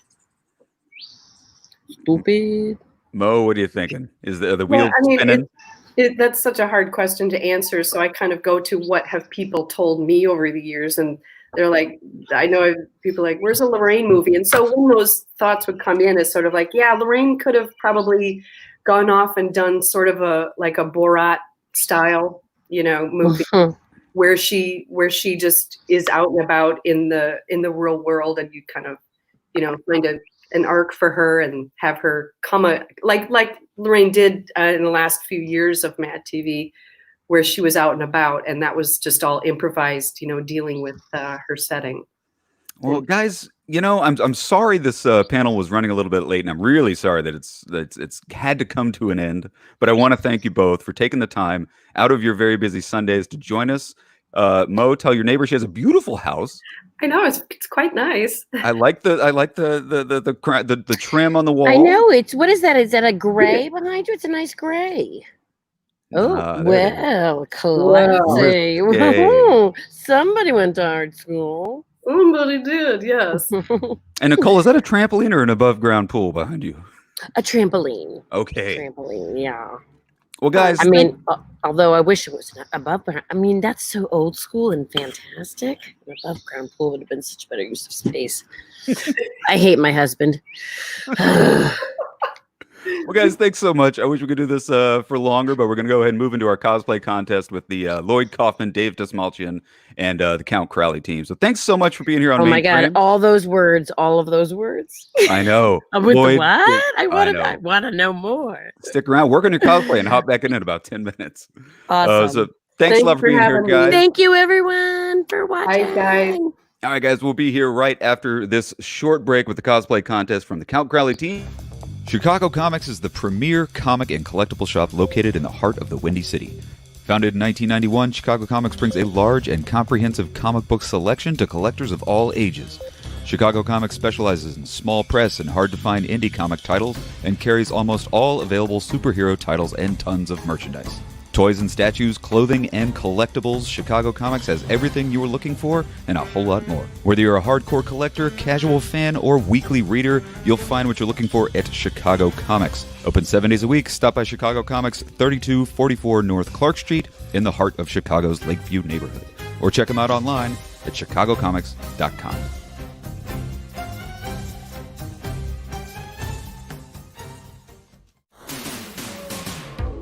Available now from Cold War, Fight Your Friends, the fun and fast card dueling game featuring incredible characters from your favorite indie comics.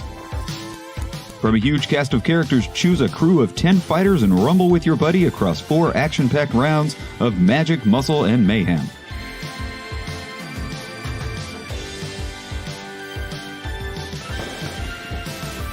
Fight Your Friends. All you need is 10 cards, 10 minutes, and 1 friend.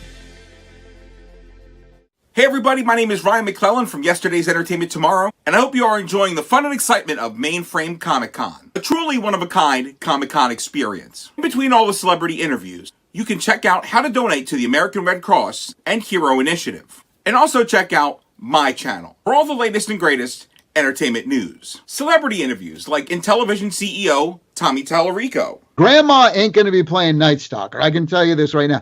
The cast of Clerks. You guys disgust me. And the hottest journalists like Drunkle Vader. 3 glorious hours of previews for movies I have no interest in seeing. We look forward to you subscribing the channel. And now back to Mainframe Comic Con. Hey everybody, welcome back to Mainframe Comic Con 2.0. Cannot thank enough all the guests who have donated their time to join us here for Mainframe, trying to raise money for COVID-19 relief. So head on over to mainframecomiccon.com. Look for those donate buttons. Give what you can, $1 here, $5 there, or buy a Mainframe Comic Con t-shirt, and 100% of all t-shirt sales are going to go to COVID-19 relief. So head on over to the mainframecomiccon.com shop, and I'm running out of breath. Cannot wait to introduce our next guest. People last time we did Mainframe asked us, why no cosplay contests? And then the great David Desmalchian himself said, why not any cosplay contest? I do a comic book. Count Crowley. So I'm going to go ahead and welcome here. You know him from so many things, including Mainframe Comic Con Day 1. The great and talented Mr. David Desmalchian. Awesome set man. Good afternoon. Hi. Thank you. Good to see you, my friend. We are so excited to do this cosplay contest. Let me just look at your set real quick. You look like you're on the set of Svengoolie. I see your Svengoolie shirt chilling down there. Who's Svengoolie? I've never heard of him before. He sounds like a complete hack. I will say, everyone who is watching, thank you for joining us. And this set was very helpfully assembled this morning with my son, who's only 6 and was a little scared of some of the elements. But obviously, and I have to say this before we start, it is a very, very, very dark and difficult time for all of us right now. So the fact that you're here watching this hopefully gives you a moment of laughter and joy. And it was actually really a kind of an important moment for me getting to do this with my son today, because this world of monsters and horror and comic books and what you're doing, Chuck, and everyone at Mainframe, it's so important to me. And I know the world is facing huge problems and our country's facing a huge problem right now. And so it was, as silly as it may sound, I think some of you out there may get it, putting together this haunted set today with my 6-year-old, I found myself getting kind of choked up. And I'm just grateful that I have this moment with you guys to talk about something that I love and care about, while at the same time acknowledging that there is definitely a emergency going on. And I would be remiss if I didn't acknowledge that I think we're all carrying some heavy hearts today. So thank you guys so much for being with us today. It means more than I can even say properly right now. I think one of our cosplayers is crying in the background. I see it right now. David, I want to go ahead and kick off. Really want to introduce our guest judge, Mr. Lloyd Kaufman, who's going to be joining us here fairly soon. But first, I want to talk a little bit about Count Crowley, the comic book. You guys are just about to celebrate the launch of your trade paperback. Congratulations. Thank you. Thank you. Very excited. I just got my first physical copy of the comic, and I think are Lucas and Megan joining us as well today, Chuck? I don't see them. They don't see them. Okay. All right. Well, I hope you guys are watching, and I hope you're tuning in soon. But I mentioned them because Megan is our editor, Lucas, the incredible artist who has developed and designed this incredible design of Jerry that you're looking at. But the trade paperback is available now. It takes the first 4 issues of Count Crowley and puts them all into this incredible thing that Dark Horse has put together. As everyone knows, trades are such a great way to enjoy comics nowadays when it's hard to get to the individual issues. And there's so much bonus art in this that Lucas put together for us. And it's just, he really dug in, and I was able to write some of my feelings and thoughts about what this experience has meant to me. So if you have an opportunity, please call your local comic shop and offer your support to them. See if it's possible to get Count Crowley and any other titles that you may be reading or love right now. And if you've never bought a comic book before, this is a good one to start. But find out how you can support them by hopefully ordering through them. And a lot of shops around the country right now, I know in Chicago, LA, New York, and elsewhere that I've spoken to, are doing curbside pickup, safe drop-offs. So please support your brick and mortar comic shops. Absolutely do, and that's just good advice for any time of the year, but especially now, because I mean, so many brick and mortar shops, comics, bookstores, everybody's really struggling. Brief little note: if you are in Chicago, I know Chicago Comics is opening their doors to a limited number of customers starting this week. So definitely head. Dave, have you ever been to Chicago Comics here in Lakeview? Hello to all my friends at Chicago Comics. When I was living in Chicago, I worked downtown right next to a Graham Crackers, and that was my regular weekly stop. On Thursdays I would go into the Graham Crackers on Washington, but then Chicago Comics, there was a Black Cat at that point in Andersonville that I really loved. There's so many good shops in Chicago for buying your comics, toys, games, and they need us right now, as well as all around the country. I don't care if you're in Erie, Indiana, all the way to Bakersfield, California. Comic shops are more than just a place where you go buy comics. And those of you who are watching, I'm sure already know and are aware of that, but they're an important part of our society and our culture. And that sounds grand, but it's true. It's a place where misfits and those who maybe just love to escape in their imagination, science fiction, superhero worlds, get a chance to come together, share ideas, find out about new titles, artists, writers. And I'm just so lucky and proud that I get to be a part of the comic book world now. As most of you know, I've been collecting, loving, reading comic books, been a part of some of the best comic book film adaptations ever made as an actor, but I never imagined I would actually get to see one of my ideas brought to life in the pages of a comic book, so incredibly drawn, colored, lettered, and edited as what Dark Horse has done for me. So I'm just feeling a lot of gratitude today, and I love horror hosts, in case you haven't noticed. And so the fact that my comic takes place in the world of monsters and horror hosts is something that means a lot to me as well. Well, the book is called Count Crowley, and if nothing else, it has launched what is about to be the greatest cosplay contest in the history of cosplay contests. So I think we have some people that have something they're going to read for us. There they are, Anna. You are on. So let's go ahead and kick this off with a little statement from our friends here. Go for it. It's late at night. Lock your doors up tight. Dr. Fearless is here to share the things that bump and things that scare. So hold on tight and gather near. The Count Crowley cosplay contest is here. Oh my God, that was phenomenal. Woo! That was freaking awesome. Hi. It's so nice to actually see you and talk to you. And it's an honor. Through the internet. Wow, holy crap, that's amazing. Yeah. Chuck, I'm going to get all kinds of screen grabs from this later, right? We're going to do all kinds of. Oh, yeah. Okay, great. This is going to be all over the place. Anna, you guys stick around, man. Just hang out. So before we kick off the actual judging portion of the show, you can't have a contest without a judge. Am I right? That's right. So who better to judge horror and the look of horror than the great, the president of Troma Entertainment, the mayor of Tromaville, Mr. Lloyd Kaufman?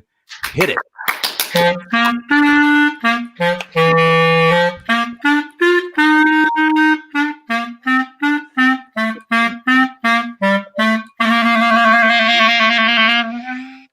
Yes, Prokofiev, the brown note. As David knows, that's Prokofiev, and he used to cosplay when he was choreographing Romeo and Juliet ballet. He would dress up as Juliet and dance around, and it was great cosplay.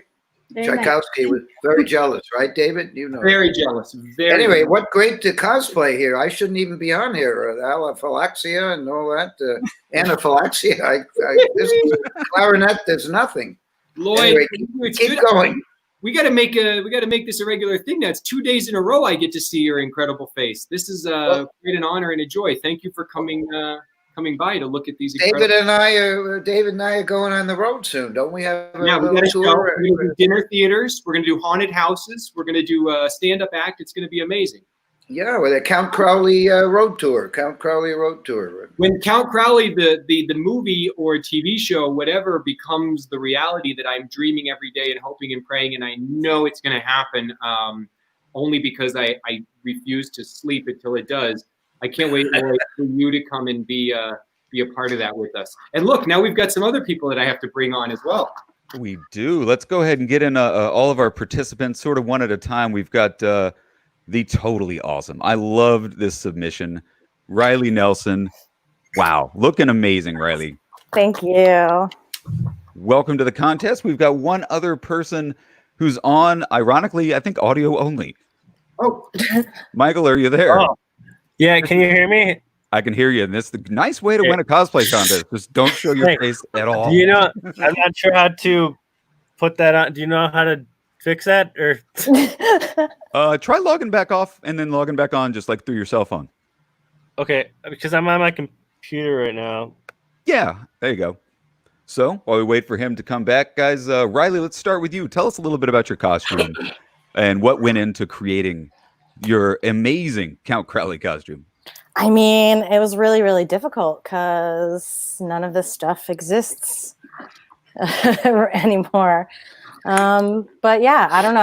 I give a lot of thanks to some people that helped me out a lot.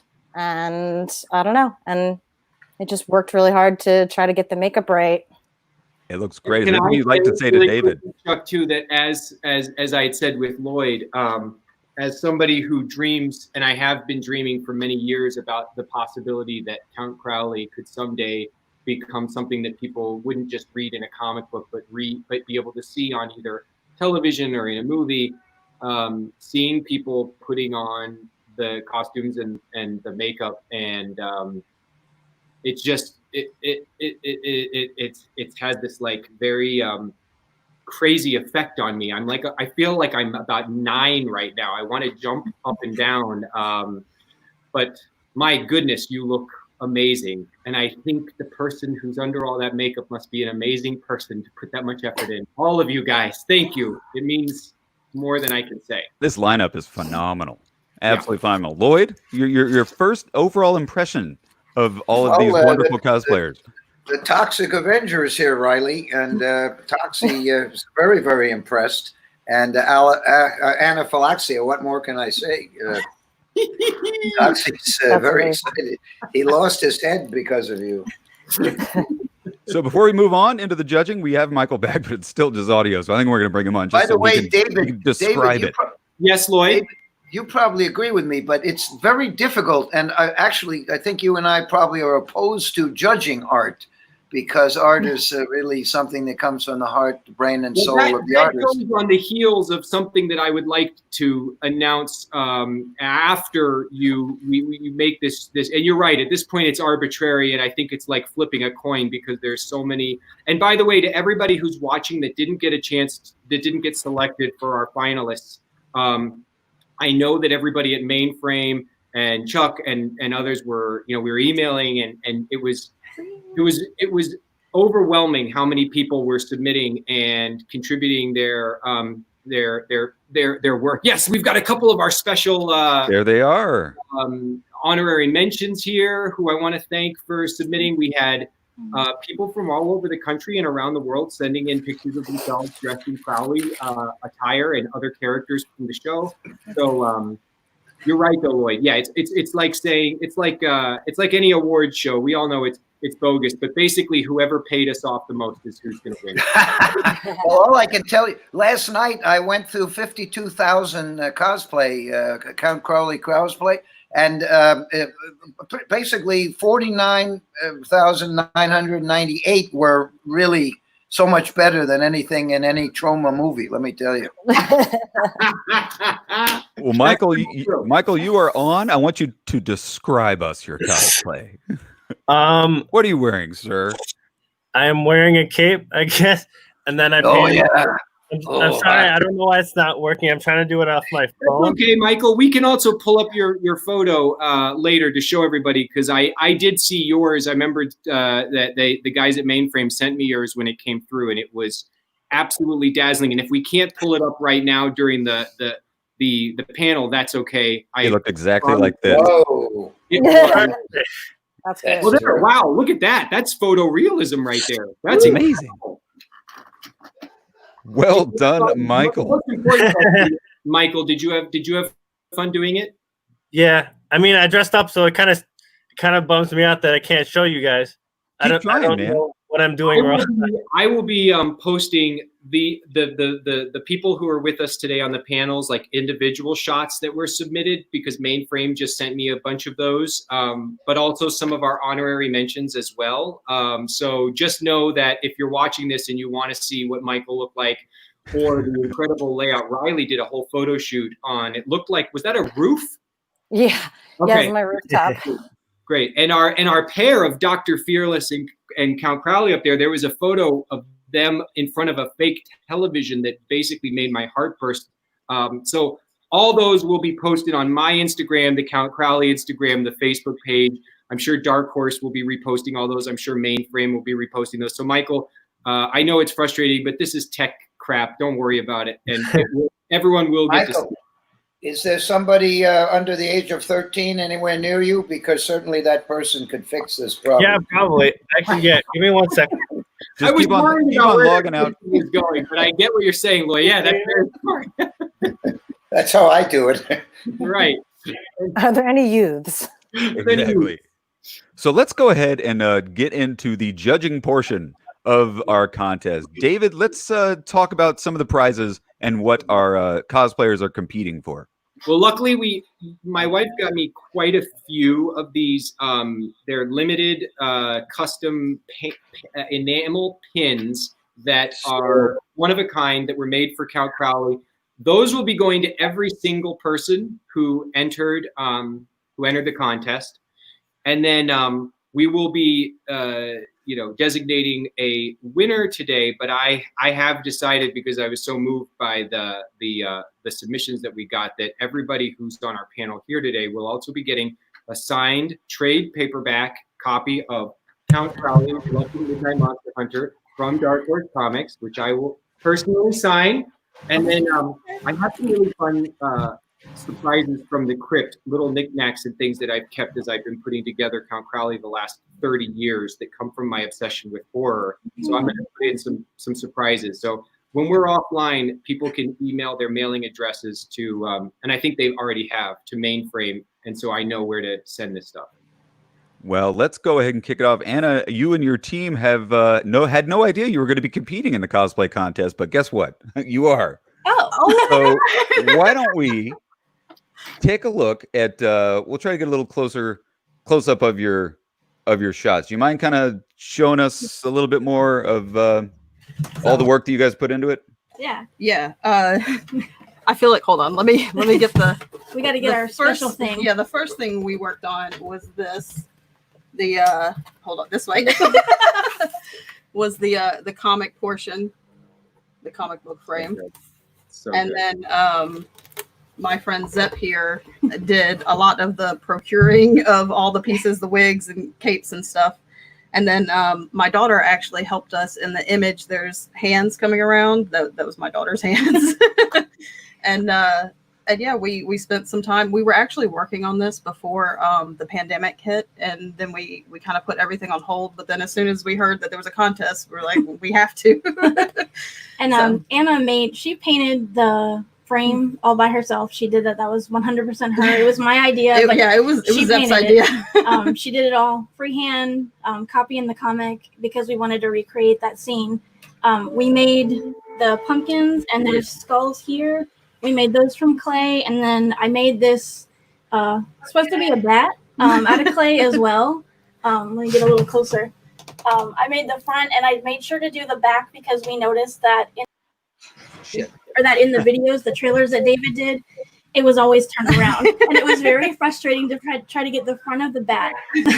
But we got it, and we had a blast doing it. It was so much fun, it was a lot of fun.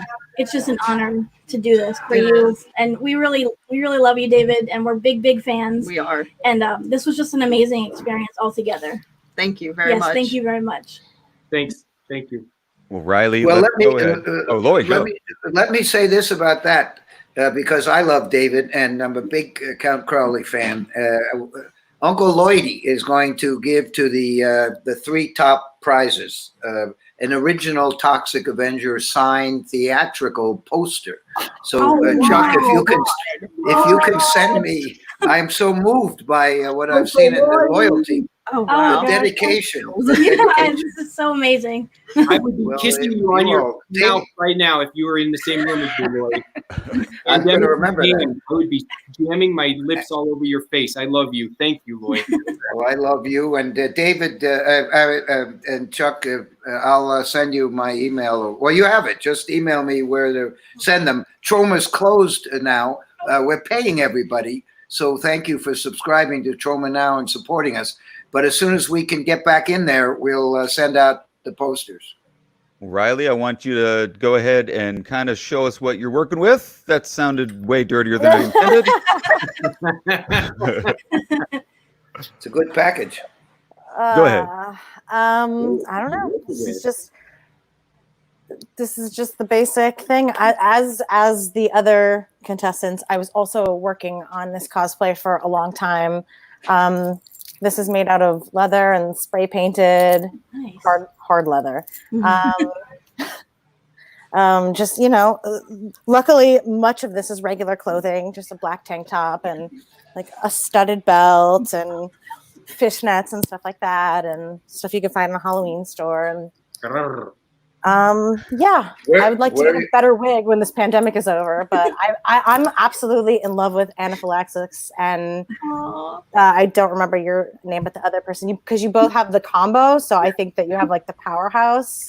Thank you. Thank you. You look fantastic as well. Thank you. You do. And Michael, I'd like you to show us your cosplay, even though you're just audio at this moment. We're gonna try to bring it up on my another computer. That's okay. You describe it so well. I put a lot of white makeup on for sure. And then I did like black eyeliner, a whole bunch of black eyeliner. So really Lloyd, wanna I want to cut to you and David, man. Let's go ahead and who do we think? Let's go ahead and hand out some trophies. Lloyd, go ahead. Go ahead. Lloyd, I'm pulling up a picture of our friend here, Michael, because I saw his. Oh, good. Here it is. Where are you from, Riley? I'm from Los Angeles, California. I'm just going to get that photo, David, of you real quick. Chuck, you've got the official Count Crowley mask on. I see. You look amazing. I do. It's very bright. Chuck is scary as hell, but it's okay. See, Lloyd, there it is. There's Michael. Oh wow! I don't. Boy, That's really great. Michael is terrific. Yeah, fantoxic, as we say. I There. really wish we could get him on screen. Yeah. That's okay. We're making do with what we got. So Lloyd, let's start judging some cosplay. What do you say? Well, I would say certainly Michael and Riley and Anaphylaxis and the two people together, because as Riley said, they got the double whammy there. So I think you have to each, at least in terms of the Toxic Avenger theatrical posters, I'd say we'll have to find a fourth one somewhere deep in the basement of the Troma building and send one to all four of you. All winners? In my head, yeah. Amazing. Gee, the personalities are so great. Actually, four of you, yeah. And Michael, the big M there is incredible. Very good. David, what do you think, man? I'm gonna do a tie break. Nice. I crown one person the ultimate champion of this, but know that all three of these are winners. In fact, everybody, if you're watching and you didn't get selected, Jesus, there were so many good ones. It was really hard to pick. I think I'm in there. All right, I think I figured it out, guys. I'm gonna say, all right, let's try it. Dr. Fearless, Count here. Hopefully, nope, of course not. That's echoing. Sure, hold it. Oh, hold on. Hang on. I do have it. Just keep talking. Silence that one. It's good sound play. Coming up. Oops, and I turned my makeup. Perfect. Keep talking, guys. Well, I'm going to say that the gold medal, the crown, will go to. Hold on, there he is. I'm going to start playing. Hey! Yay! I knew if I took the clarinet out, it would happen. Is that Ben? So Michael, show us your cosplay. Michael, I also need glasses to see, so it's kind of difficult. but I made this for like I drew it, I guess, and then I drew like the oops, and these are flipped over. Well done, sir. Beautiful. Michael. Oh yes. Lucas will be very proud of him. The Blackbird Bourbon Whiskey. That's awesome. Riley, do you have a bottle? I have a glass. Everybody knows Jerry likes her drink. Well, I am going. I'm going to concur with Lloyd. All of these three today are winners. They will all be getting the winner's prize package. But for just for title alone, I do believe Anna and Zepp are going to take the ultimate prize at the end of the day. Wow. Yay.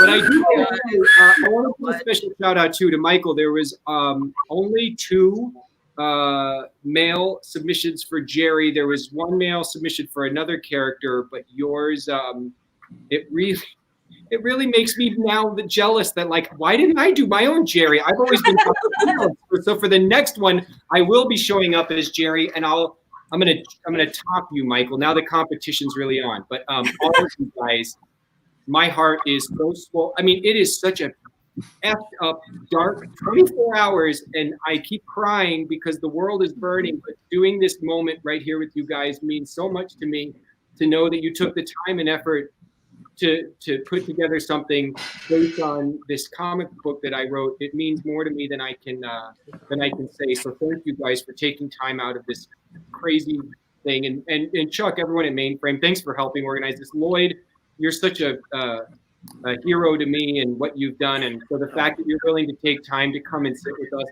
and be a part of this, it's just, you guys make me so grateful to be alive, even though we're living in such a dark time right now. So thank you all very much. Well, the Toxic Avenger and I are very grateful to you and to Chuck for letting me be part of this. Great honor, as I said, better than an Oscar, because truth and love are the answer. Yes. Thank you all so much. David, thank you so much for putting this whole thing together and bringing a little ray of sunshine in everybody's world this weekend. David, Lloyd, all our contestants, thank you so much for being here, guys. We're going to stick around. We've got Tim Rosen from Winona Earp coming up right after this break. So, Lloyd, you want to play us out? Sure. Thanks, Chuck. Here we go. Get ready, everybody. This is the theme song of Count Crowley.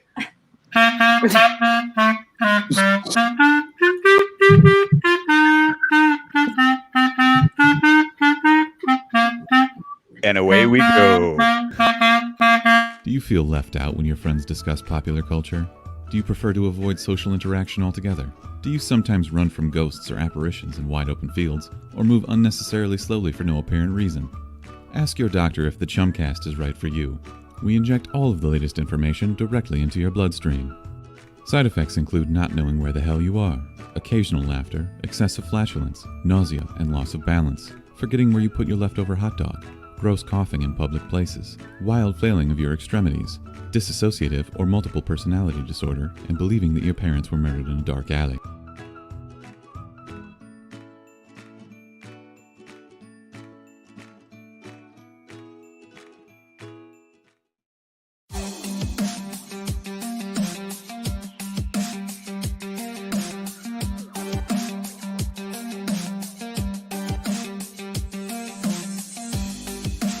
At this Jordan.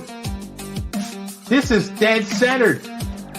This is dead centered. Have you seen what 9s are going for in the 88 Fleer All-Star? This is a dead center Jordan. Fire, man. Last week you pulled a Jordan and a nice Rodman. Now you got a Pippen. The trifecta.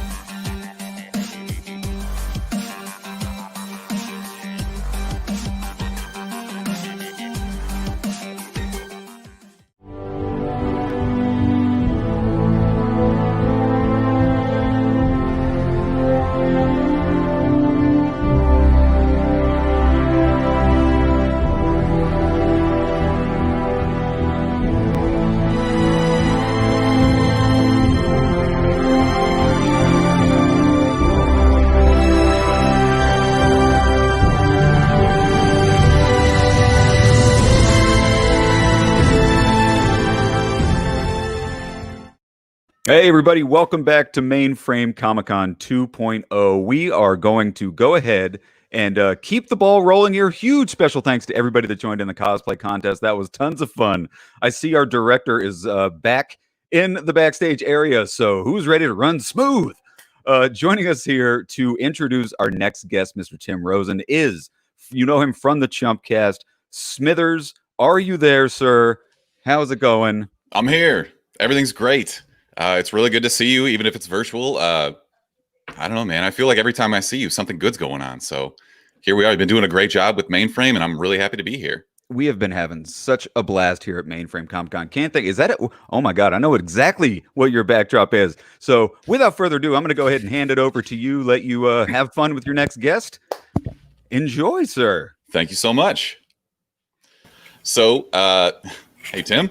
Thanks so much for joining us. You know this man as Doc Holliday from the sci-fi series Winona Earp. He's Mutt Shit from Schitt's Creek and Isaac of Vagrant Queen most recently. Thank you so much for joining us, Tim. How are you? I'm great. I mean, it's my absolute pleasure. Yeah, thanks for having me. This is a great cause. So, of course. So let's start off by a little catch up here. What are you doing during this lockdown situation? Is there anything that you're, you pick up a new hobby, you binge watching anything? Oddly enough, I did learn to juggle. I taught myself to juggle, and I made friends with a guy who I started watching his YouTube videos by the name of Juggling Josh. You can check him out on YouTube and his socials, and he was cool enough. I sent him a video of my progress on my socials, and then he sent me a whole bunch of juggling kits. So I've gone from the 3 balls to the bowling pins that he sent me, but it's like starting over with the pins, because the pins are just it's another level. Yeah, so I've taught myself to juggle. And I played guitar before, so now I've taught myself some harmonica. And, okay. I'm learning lots of Bob Dylan songs. This is some jack of all trade stuff, man. That is not what I expected the answer to be. Is juggling. Yeah. Okay. Yeah.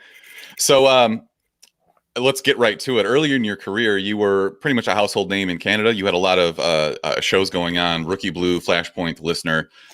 Now people are recognizing you more in Schitt's Creek, Winona Earp, Vagrant Queen, which airs the finales this Thursday, correct? That is correct, my friend. Thursday Awesome. at 11 is the finale.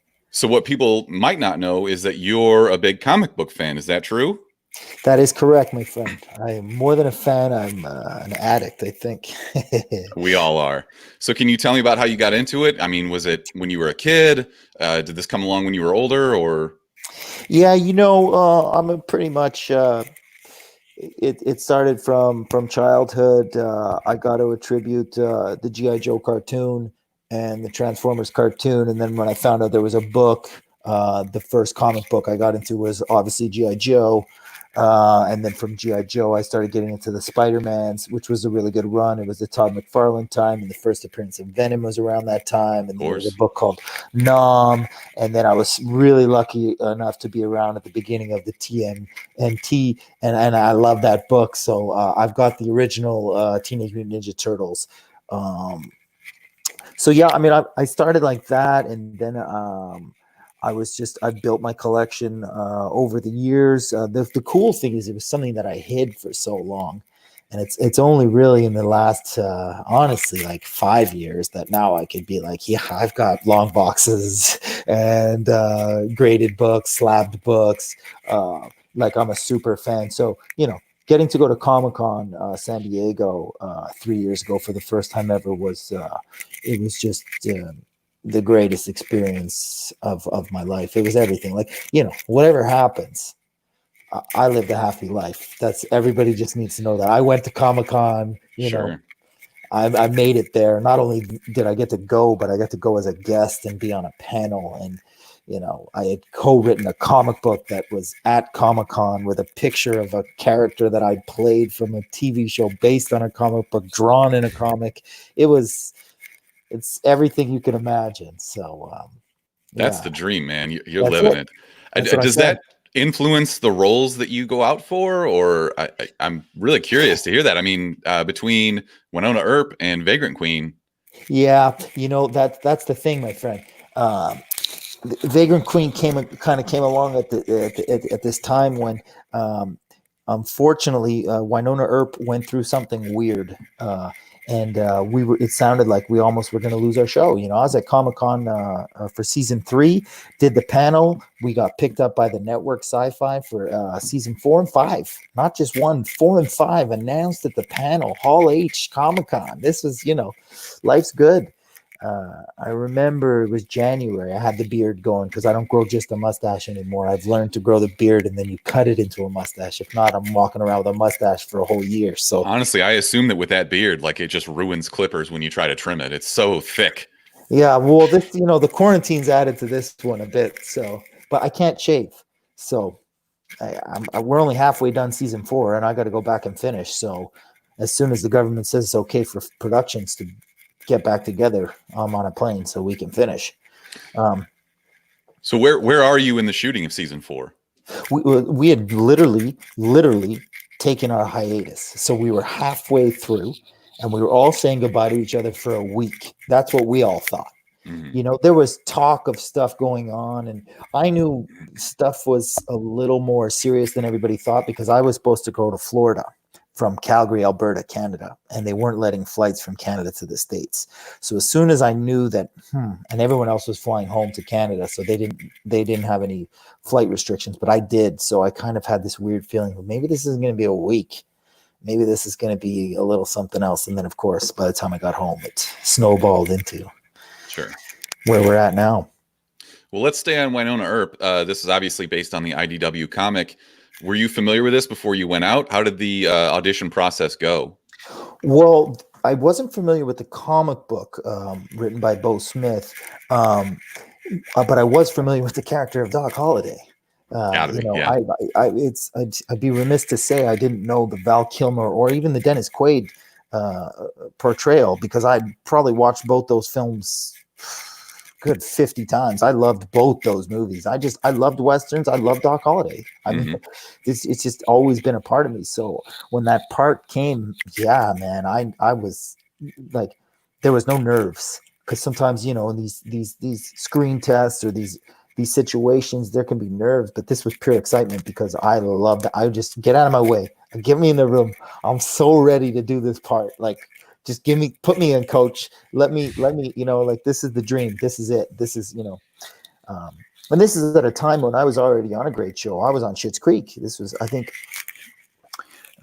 this was in between the season 2, season 3 of Schitt's Creek that I went out for Winona Earp and Earp came along and yeah, it was just lightning in a bottle for me. Just reading those words is like, this part's meant for me, you know, and I couldn't wait to do it. And it's been an honor ever since. And I honestly, I never thought I was going to get that feeling again, but I did with Vagrant Queen, oddly enough, because in that little weird break I was talking about when I wasn't sure if Winona Earp was coming back or not, I got the sides for Vagrant Queen based on a comic book, you know, and I read the comic book this time. I went out and got the book by Madeline Visaggio and Jason Smith from Vault Comics. I read it and I loved it. And I felt like I had the edge because I read the book before my callback.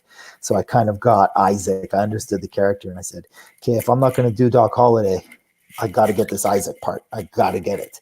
And then, of course, 2 days after I signed the contract for Isaac, Winona Earp coming back. And, you know, I told my wife, I'll see you in a year. Cursed with too much work. It's a burden. It was the only thing that it's just the ultimate blessing. The only thing that made it weird is I also found out we were having a baby at the same time. Congratulations. Thank you. Yeah, he's 5 months old, but it was it's this, you know, in this business we say feast or famine. That's what it is. It's literally, there's like, I'm never gonna work again. There's no work. Or how can I handle all this work? It's just too much. So okay, so I'm gonna go a little off script here. My wife is 37 weeks pregnant. Yeah. What do I do? Like, how do I dad? Listen to me, man. I'm so happy for you. Congratulations. That's amazing. And I was you. I'm telling you, I was you. So don't worry, all the answers come. And like, people told me tips and whatever, and it's just, don't just go with the flow, man. In the beginning, you got to be there for her, obviously. You know, she's going through a hell of a lot more than you are. Yeah, absolutely. You know, so and then enjoy every moment, every second. It changes so quickly. Each week to week change. Now it's day to day. He's just changing.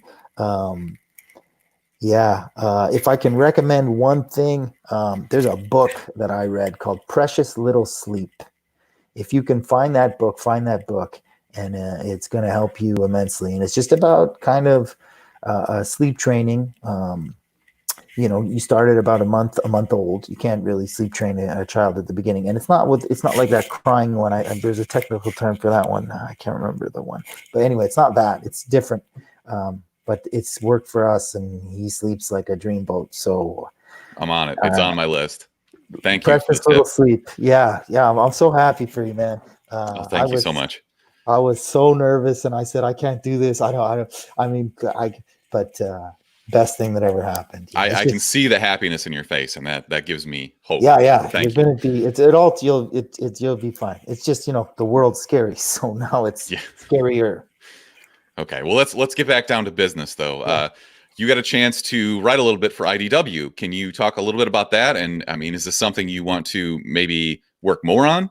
Mm-hmm. Like I said, you know, what else can I ask for? You know, I get to play Doc Holliday on a comic book show, and I got to go to Comic Con, and you think it can't get better, and then it does.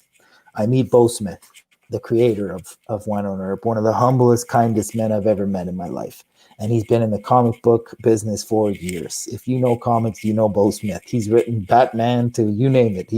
Bo Smith he's been there. He was one of the original guys when Image opened. You know what I mean? The first Comic Con we went to, he said, "Oh, my friend's gonna come by the green room and say hi. Is that cool?" His friend was Jim Lee. Never heard of him. You know, and Bo didn't say who it was. He didn't make a big deal about it. And man, did Jim love Bo. Like, you could see that these, you know, you said, "Oh, this Bo's a big deal." Just by the way Jim was talking to him, you knew Bo's somebody.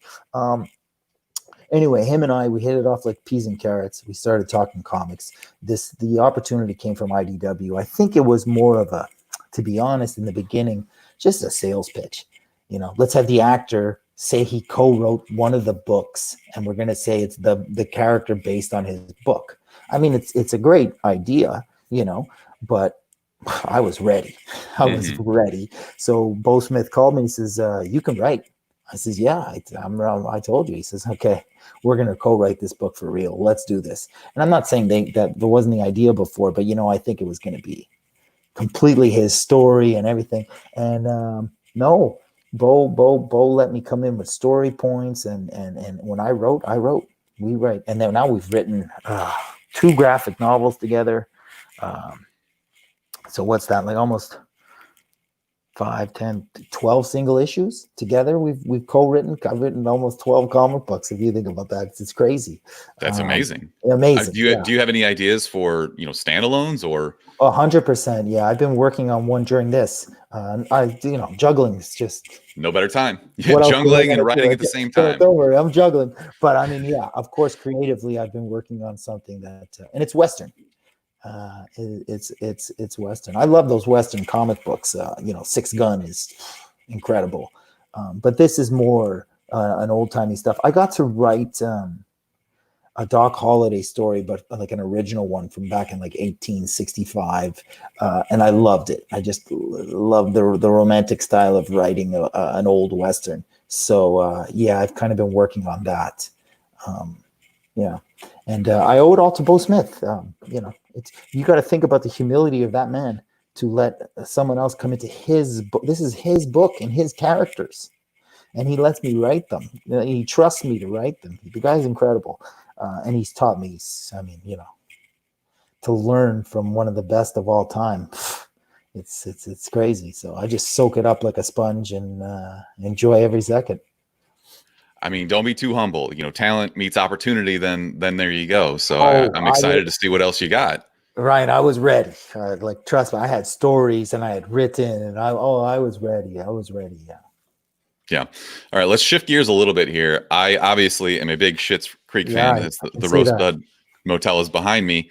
you had a chance to work with some comedy icons, Mhm. and I'm curious: is that intimidating? Does it boost you comedically? Tell me a little bit about working with Catherine O'Hara and Eugene Levy. Yeah. Well, first of all, absolutely petrified in the beginning. Of course, but they're just about the nicest people in the world. Eugene's great, and I loved the Toronto Blue Jays at the time. So he no one else did, and I was like his baseball guy. So you talk baseball with Eugene, he was happy. So he liked me right away. And I had that. We had that in him from day one. I said, oh. Wow, this guy wants to talk about the Jays.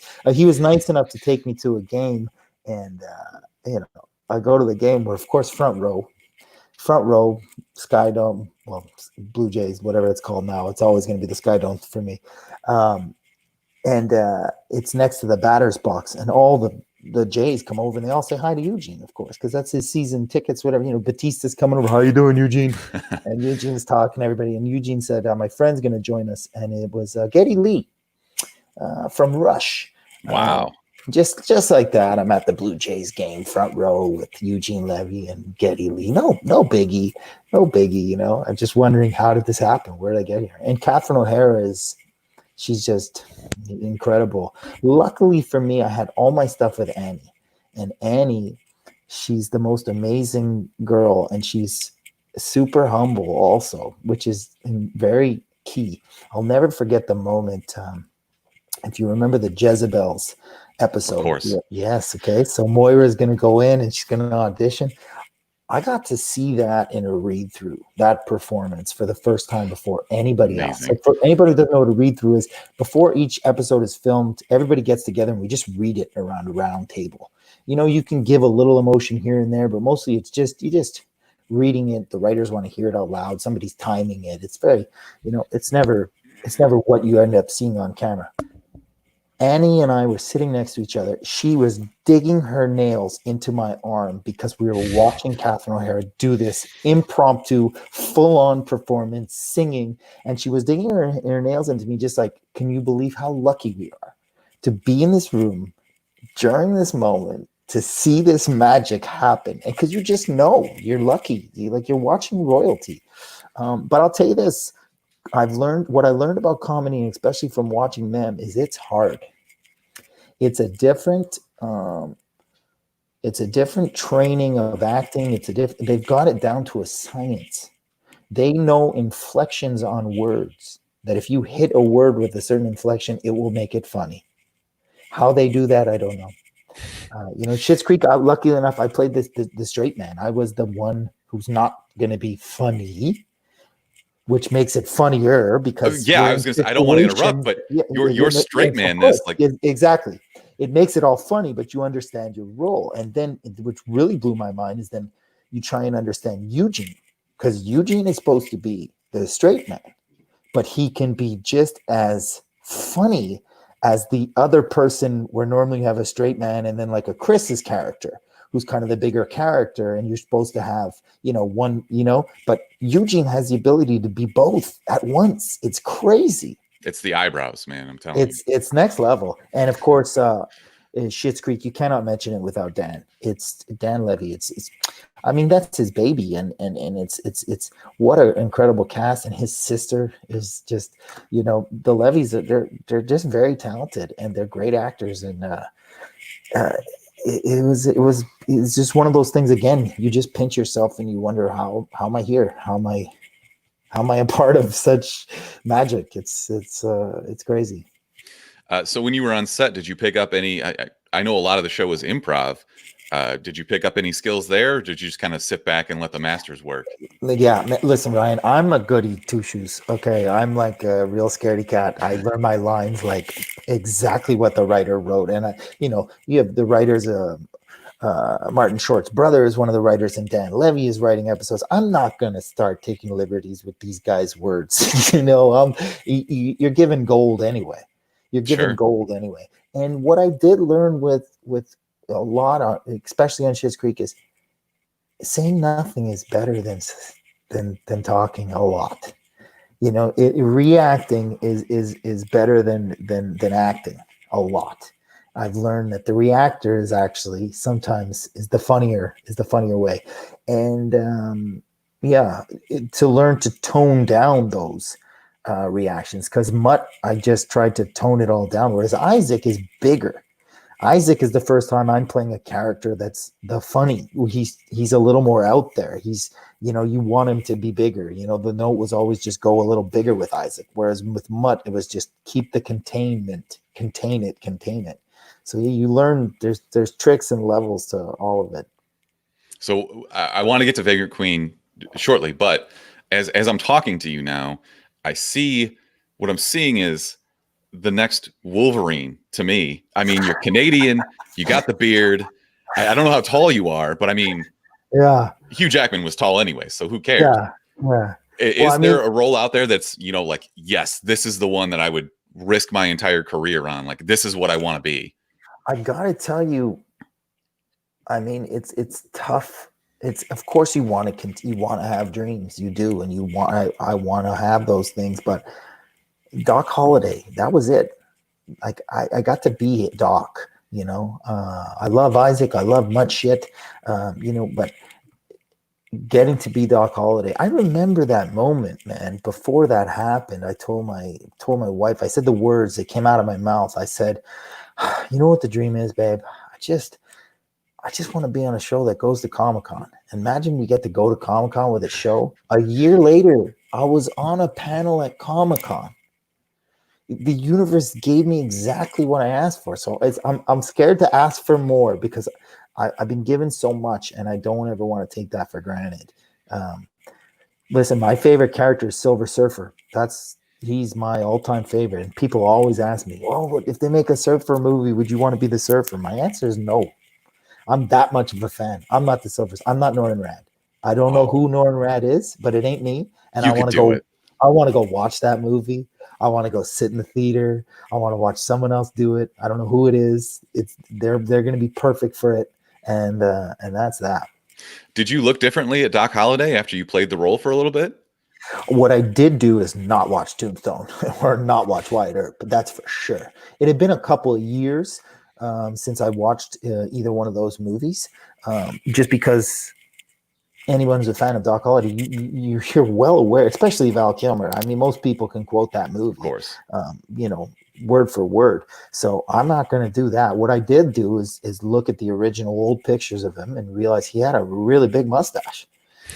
So I said, the one thing Val didn't have was the big mustache. I said, I'm going to grow the big mustache, because if I can do anything, I'll try and be, as real as he was physically. And so that's what I said. I said, I'm going to grow the mustache. And, Winona Earp's just the universe that it's you're so free to create the character that you want. And he's, now he's a vampire. Spoiler alert, season 3, guys. There's a lot going on. So you can take some liberties, and it doesn't have to be, I didn't want to be a Doc Holliday we've already seen before. That's for sure. Cause it's been done so well, even Willie Nelson was freaking Doc Holliday. So hard to top. Yeah, exactly. Big shoes to fill. Okay. So we only got a couple minutes left. I want you to talk about Vagrant Queen a little bit. Obviously this is first season finale is coming up this Thursday, 11 on Sci-Fi. What can you sell us on your character in the show overall? It's just, listen, I say 3 words. It's heart, it's hectic, it's humor. It's a great show. It's a black female lead in a sci-fi role for the first time, maybe ever. The 2 girls are the love story. It's a beautiful space romantic comedy of madness and insanity and debauchery and crazy aliens, and at the end of the day, it's about a family, and it's about 3 strangers from different galaxies that come together and try and beat the bad guy. And the bad guy's played by the amazing Paul Dutoit. It was filmed in South Africa. The crew there did an incredible job. Some of the best prosthetics I've ever seen, and it was a blast to play. And it's based on a comic book by Madeline Visaggio and Jason Smith. And if you know comics, you know who I'm talking about. So Absolutely. Everybody should check that Vault comic out. Read the book, and then check the show. We got one quick question, and then we'll let you go. From Nim Makes Boom Hansen, how long you suspended on wires to create those Vagrant Queen mannequin challenge shots? That sounds like it was intense. Yeah, so Jem Gerard, our showrunner and writer and like director, just the heart and soul of Vagrant Queen, she had this amazing idea of these things called the mannequin challenge. So it looked like a comic book. The whole screen freezes like that. Each episode with different scenarios. One is when Nim goes boom. When Nim goes boom, grenade, and it was each one was different. So I have no answer. There was definitely a lot of green screen or green boxes you were on, depending on how you were hung or wired. I remember last week's was May, Alex McGregor. She was on wires for a while. She was definitely up on wires for a while, but it's well worth it when you see it how cool it looks. So very cool. Yeah. Well, Tim, we're just about out of time. I want to thank you once again for hopping on to do this. If there's anything else you'd like to plug, any upcoming projects or anything like that, social media, let us know now. No, just all the best for you and what's coming in your life, my friend. Exciting stuff, my friend. Thank you so much. I really do appreciate that. And thanks to everybody who's tuning in and donating for a great cause. Mainframe Comic Con. Tim, you're the man. Thank you so much. Oh, you are. Thank you so much for having me. All right. Be well. You too. Ciao. Chicago Comics is the premier comic and collectible shop located in the heart of the Windy City. Founded in 1991, Chicago Comics brings a large and comprehensive comic book selection to collectors of all ages. Chicago Comics specializes in small press and hard-to-find indie comic titles and carries almost all available superhero titles and tons of merchandise. Toys and statues, clothing, and collectibles, Chicago Comics has everything you were looking for and a whole lot more. Whether you're a hardcore collector, casual fan, or weekly reader, you'll find what you're looking for at Chicago Comics. Open 7 days a week, stop by Chicago Comics, 3244 North Clark Street in the heart of Chicago's Lakeview neighborhood. Or check them out online at chicagocomics.com.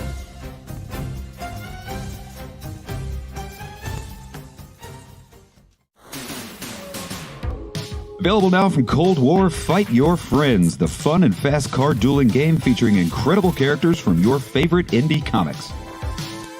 From a huge cast of characters, choose a crew of 10 fighters and rumble with your buddy across 4 action-packed rounds of magic, muscle, and mayhem.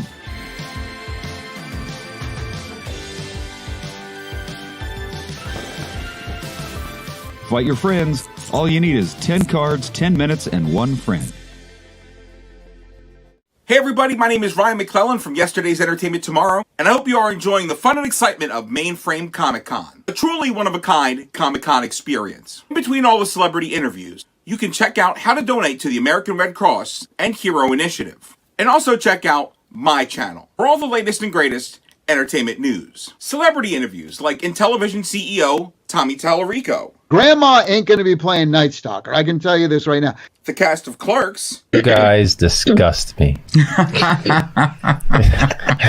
And the hottest journalists like Drunkle Vader. 3 glorious hours of previews of movies I have no interest in seeing. We look forward to you subscribing the channel. And now back to Mainframe Comic Con. Hey guys, welcome back to Mainframe Comic Con 2.0. Huge thank you to Tim Rosen and Ryan Smith for that amazing panel that just took place. That was one of the funnest of the entire weekend. So we're gonna go ahead and keep the ball rolling. Joining us here are the creators, the brain children behind Heavy Metal Magazine, and here to kind of kick it all off is the CEO of Heavy Metal Magazine, Mr. Matt Medney. Matt, are you there? How's it going, man? What's up, guys? How you doing?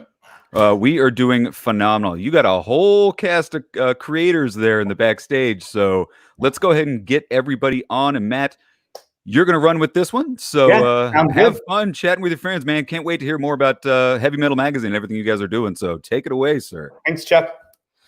So I guess, is there a way to get everybody else in? Oh, shit. There we go. There's George. There's Joe Illich. Hey, what's up? Oh. Hey, guys. What up, Jody? How's it going, everyone? Awesome. How are you? All right. Good to meet you, Mr. Fogler. What's happening? You too, Joe. So we got George C. Romero, the son of the great George A? Yeah. Yeah, I brain glitched there for a second. Really? Night of the Living Dead and the creator of The Rise, which Heavy Metal is very, very proud to be producing with George. We have Joseph Village, our executive editor, who heads most of the stories that go from page to screen. Joe, how you doing? All right. It's a good And Sunday. then we have Mr. Dan Jody Capes Fogler. Yeah, right, man. That's my wife. I had I'm borrowing her computer. I love it. I love the backdrop you created. Yeah, it's got all the books and posters, and I had my 40X podcast yesterday. So amazing, because you're still out in Europe, right? Yeah, the UK. Hey, you got that little mobile setup. I love it. Yeah. But ground control to Major Tom. Oh boy, there we go now. Set the mood. Yeah. That's right. How you guys doing? All right? We're doing good. I think it's last night was a little crazy for I think everyone here in the States. I don't know how much you saw of it, Dan, because crazy. My hometown, New York, is not as. I mean, right down. Dude, I'm in Brooklyn, right down the street. Yeah, man. I'm in Flatbush, and 3 blocks away there were protests. Oh my God! Barclays. You're in Flatbush. Yep. Barclays, and then before that it was Grand Army Plaza. So scary. Nuts. I was planning already, obviously, today for us to just talk about like story and creativity and all that, but due to the events of last night, I thought it'd be interesting to kind of talk about it through the lens of the repressive society that we live in and how expressive story and kind of something that George and I have talked about, and he dubbed it, so I don't even want to come close to trying to say that, but I love the films used to be dangerous tag. And yeah, I think that yesterday is almost a manifestation of that not being like allowed, right? Art as an explosive piece of narrative for society keeps things kind of not necessarily in check, but with good conversation happening about tough topics all the time, right? And when you take away and when you make story and what we do for a living kind of vanilla, I think it propagates things like yesterday and kind of what we've been feeling to happen more and more when there isn't a respectful outlet to talk about those types of things, it kind of all comes to a head. Yeah, definitely. I mean, the thing is, the 4 of us here and all the people that are involved in heavy metal has had a tradition for science fiction, fantasy, and horror. When you think about that, all of those genres are really speculative fiction, right? In one way or another. So like, when you're talking about science fiction, you're talking about the present disguised as the future, right? When you're talking about horror, horror is metaphorical, right? It's metaphorical of our fears and our vices and our weaknesses as a society. And fantasy is kind of like this bridge where we really engage what our possibilities are. And fantasy really stems a lot from history, historical empires, evolution of societies, development and destruction of cultures. So basically, what these times should do is they should inspire unfiltered art, right? So there are no shackles anymore. Like any story you want to tell, there's no gatekeeper stopping you because you can do it online. You can go to YouTube, you can have a web comic, and basically the narrative of now is say it. Whatever it is, however raw it is, however painful it is, however unfiltered it is, you need to say it. And what you're going to find is that there's a lot of people out there who feel what you feel. And that's your audience, right? Yeah, I mean, that is, to kind of hone in on Dan's Brooklyn Gladiator a little bit, which comes out, I guess, a month from now almost, basically, which is fantastic. that's one of the things that got me when I first read it before any of this. Because I think, Dan, I read it for the first time probably in October? Yeah, that sounds about right. Yeah, I'm just sitting here freaking out about the fact that both Brooklyn Gladiator and Fish Kill, the prequel to Brooklyn Gladiator, they're just prophetic, and and it scares me. I agree.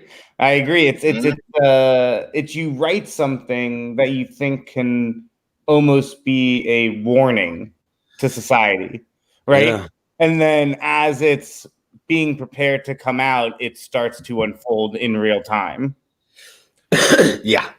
And I saw this this disinformation. It's like a anti-TED talk with Grant Morrison once, and he was, I don't know if you guys saw this, but he was talking about, like, beware of what you write, because you start to look like the characters that you're writing, and you start to, if it's really good and it catches on, you start to manifest things. He's talking, when at the time I was listening to him, he was like, "Oh, you're talking about magic? Okay."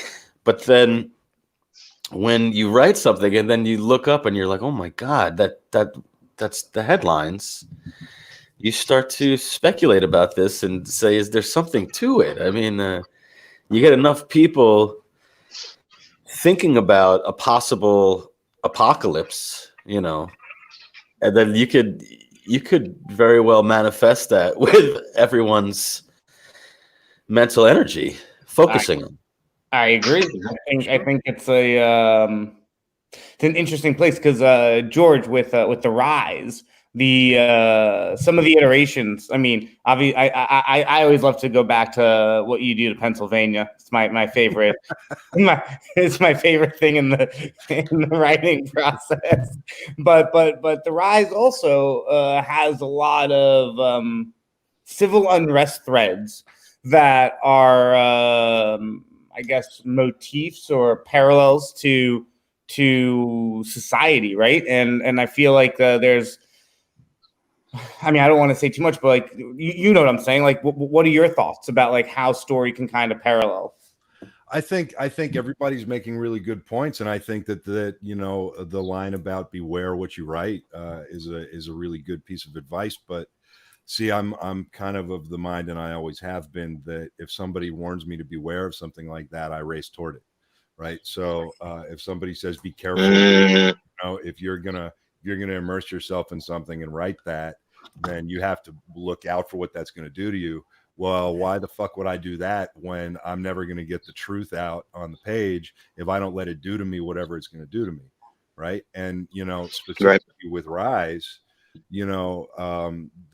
one of my favorite things about it was the decision to set it against sort of an alternative history of real events. And for writing for so long, I think that it was so crazy to kind of dive into the research of the time and dive into alternative research from the time periods that the film or that the story covers, and kind of try to submerge myself into that and just run with it and see where it went. Joe, you said that horror is a metaphor, and it absolutely is a metaphor, but it's also a place where we have to, like you said, we have to say it, right? No matter what it is, we have to let it out. No matter and a lot of us, we have our views, we have our opinions, and we feel more than other people realize that we feel when it comes to other people we care about, people we don't even know, the world, society as a whole. We have to feel a little bit more than I think, or let ourselves, or be willing to let ourselves feel the pain and the joy and the suffering and the happiness as much as we can, because otherwise we'll never understand it, and we'll never be able to kind of truly write that stuff, and we'll never be able to say the stuff about those things that scares us. The scariest thing about happiness is losing it, right? The scariest thing about life is death. Right. And the scariest thing about death is just kind of that moment of transition from life to death. That's really the scary part. That's the only thing that scares us about death, is that one instant right between where we're at now and where we are in like that, you know. Fear of the unknown. So right. And there's like this microsecond that is literally the root of the biggest fear that most of us have. You know, that's kind of, anyway. I don't even know if I answered your question. No, I mean, I could just listen to you talk about that all day. So. But Joe, for people that don't know, before you were at Heavy Metal, you were at Valiant, and before that, you were at DC, and you're the editor of record for Batman, which encompasses one of the most anarchist characters ever created, with the Joker. How did your time at DC and working through stories with the Joker parallel to how it was trying to also be a cautionary tale or a piece of expression for the time, et cetera, et cetera? Yeah, I mean, the powerful thing about the Joker is that he's really like myth. He's like this meme that is imprinted in society and can be interpreted in a number of different ways. So at the time when I was working on the Joker, I think the greatest influence was The Killing Joke by Alan Moore and Brian Bolland. And what that kind of really put forth was the Joker is created when a human being is broken. Right, like the movie. Exactly. When you break somebody and either they are destroyed, or if they're not destroyed, they're transformed, and they have to be transformed into someone who is defiant. And so it started from The Killing Joke. From my editorial perspective, what I felt was a real interesting hone in on the Joker. It wasn't even the Joaquin Phoenix interpretation. It was really the Heath Ledger interpretation in The Dark Knight. And the reason I say that is because his rationale was basically, I'm the only one that sees it clearly. You're all deluded, and I am going to forcibly make you all understand how things really work. You know, he called himself an agent of chaos in that scene in the hospital with Harvey Dent. And so his self-awareness of his purpose, that really crystallized the Joker, right? So just as Batman is this potent force that is imprinted in society, the need to fight back, the Joker kind of represents the need to destroy illusions. Yeah, like for me, nothing is more on point with that than when he burns his half of the money. Right?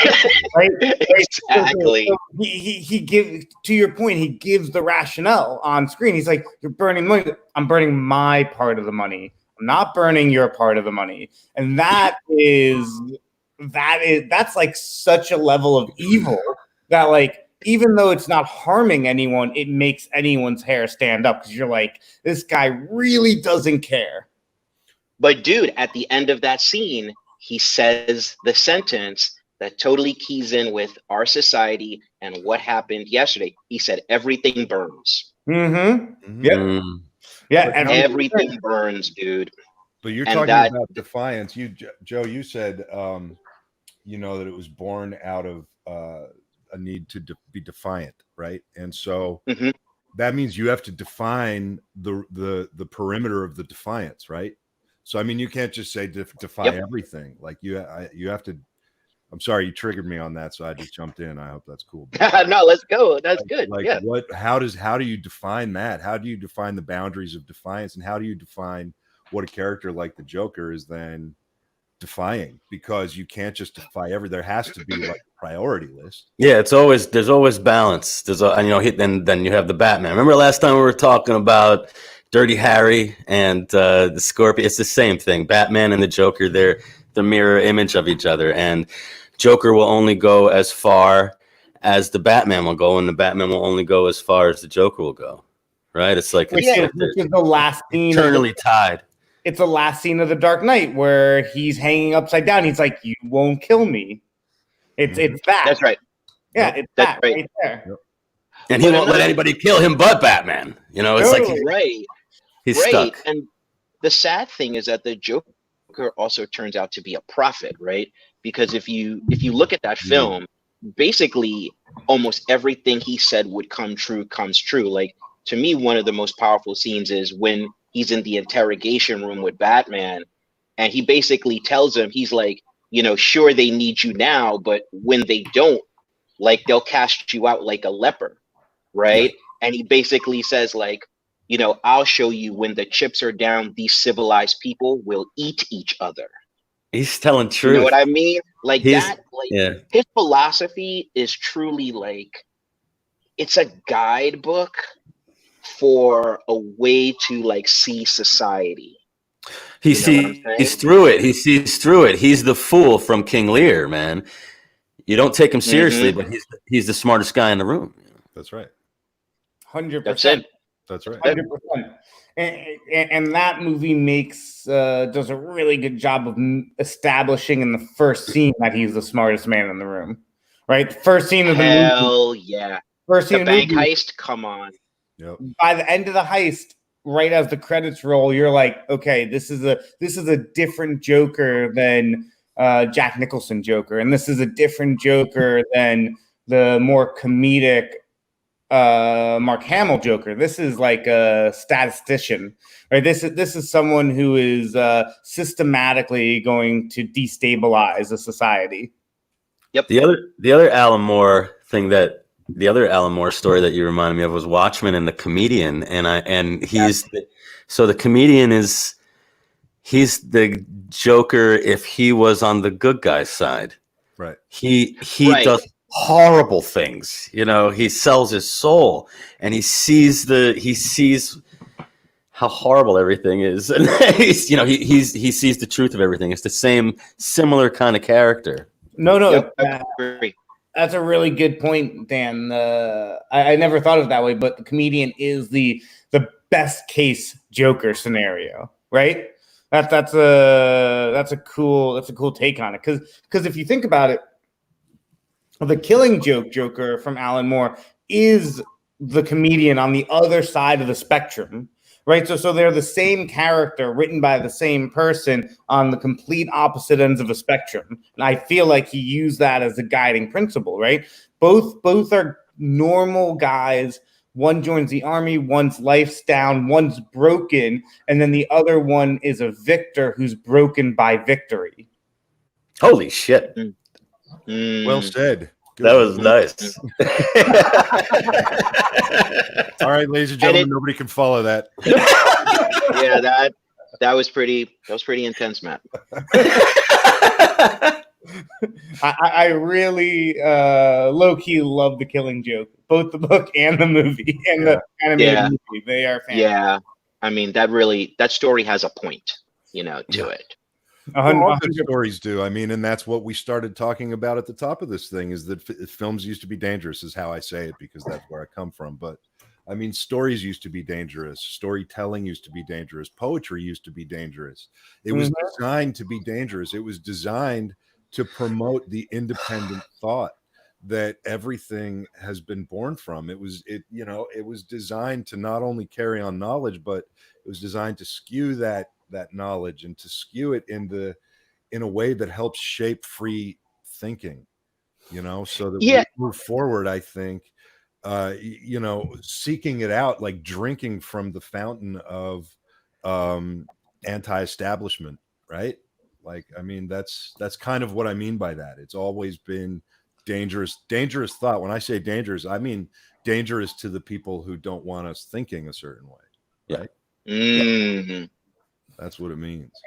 And I would take that one step further and say everything in our society has a line graph that breaks the that breaks the plane of effective once too much money comes into play. There's like a perfect XY balance for everything: sports, film, TV.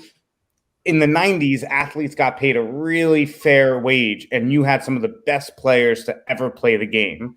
Now, players get paid an exorbitant amount of money, and they just don't care as much. And maybe there's flashy players, maybe they're more jacked, but they're not talented the way you had a Scottie Pippen and a Michael Jordan. And if you watch The Last Dance, but that's because they weren't driven by money; they were driven by the sport. Now, how are you driven by the sport when you're taking home $50 million a year to kick a ball around? Same thing with movies, right? When every movie wasn't made to be a blockbuster, you had some really great movies that came out.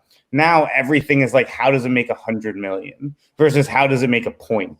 And as those things start coming, it dilutes the integrity of the medium that is being analyzed. Yeah, I mean, it's interesting that you bring in the equation of money because, you know, one of the biggest, I think, obstacles to art is that America hardwires us to want wealth, right? Like, my life is a success if I'm making this amount of money, right? But let's say you totally took the desire for wealth out of the equation and you said to yourself something like, I'm cool with having an okay life and just expressing whatever the hell I want. I don't ever want the big deal. I don't ever want the big contract. I don't ever want the fame. I just want to tell stories. That person is more powerful than the other person, right? Because the other person will make stuff for commodification, and that stuff will be forgettable. All the stuff that's formula, that will all be forgotten in time, right? But the person who makes a Full Metal Jacket, right? That's kind of like coming from a different place, right? Night of the Living Dead, that coming from a different place. When The Walking Dead was created, the plan wasn't, I'm going to make a comic to get rich. Kirkman said, I want to write the zombie story that never ends, because he had grown up on zombie stories, right? So it's like, interestingly enough, when we really look at the people whom have succeeded, and Matt, you and I go back and forth about the visionaries in society all the time. We talk about Phil Knight, we talk about Steve Jobs. It's like, these are people who actually wanted to accomplish something. They didn't say, I want to be a billionaire. That was never the frame of mind, right? So Elon Musk, if we don't let ourselves get distracted, don't get distracted by the money, but decide that you want to put out the best art. Well, that's where your strength lies. I absolutely agree with you. You're also talking about a playing field thing here too, right? Like, because Matt, you said athletes in the 90s were more talented than athletes today. What I see in that is that there were just, now everybody's that talented. Just like artists, we didn't start out to get rich because the idea of getting rich in the 90s off of writing or something was such a foreign concept. It was just shit we had to do. Now there's so much content out there. There's so many deals to be had. There's so many places that will snatch up things that may or may not be up to a certain par when it comes to story or character or something, but they'll snatch it for the marketing and the commercialism of it. So the playing field has gotten bigger. So, you know, it becomes a question of as the playing field expands, how do you stand out? And then it even, I'll take it one step further, and to the point where, you know, so many indie artists that we talk to in the brigade and stuff, they don't do it to stand out. They do it just because they don't have a fucking choice, you know? And I think that's when we were all coming up, that was where we were coming from with our stuff. We didn't have a choice. Whatever in our life led us to the reasons that we started creating, we did it because we didn't have a choice. We didn't think about money. We didn't think about running this or running that or being a big wig or having $1 billion. It just wasn't any $1 billion wasn't even thrown around in the 90s unless you were talking about massive corporations. You just didn't use it. You know what I mean? It was like it was a completely unachievable number or a goal. All you wanted to do was be able to pay your rent with your art, so you didn't have to go be miserable. And I think that's what Joe's saying, and that's what I'm saying also, is that those are the people that then end up rising to the top, because my dad has a term for people that create stuff for the masses without the consideration of art, and it's called commercial creativity. It's something that is just for commercially viable items. It's really a term used in ad agencies, right? How do we make something commercially viable versus how do I just create something that's prophetic, like Brooklyn Gladiator, where you just had an idea, right, Dan? You had an idea for a story based on maybe your own vision of a worst case scenario, or wow, Brooklyn Gladiator I was thinking about this ever since 9/11 happened. I was about 20 blocks away from 9/11, and I thought, wow, I just went down many different rabbit holes, conspiracy theories, just trying to figure out what the hell is going on, who's in control, who's pulling the strings. And then I always like the idea of writing a dystopian story where the main character rejected everything that was coming at him, that he was just on this search for truth. All the tech, all the pollution, all the poison that marinating in society, redacting all the information. He just saw right through it, and he went the opposite direction, whereas everybody was just diving head on into, give me the nanite injection, like full on, like heading toward the singularity. The hero, my hero was like, no, I'm going to go inside. I'm going to, and he learns how to astral project, and he learns how to navigate and work the system to his own, for his own gain.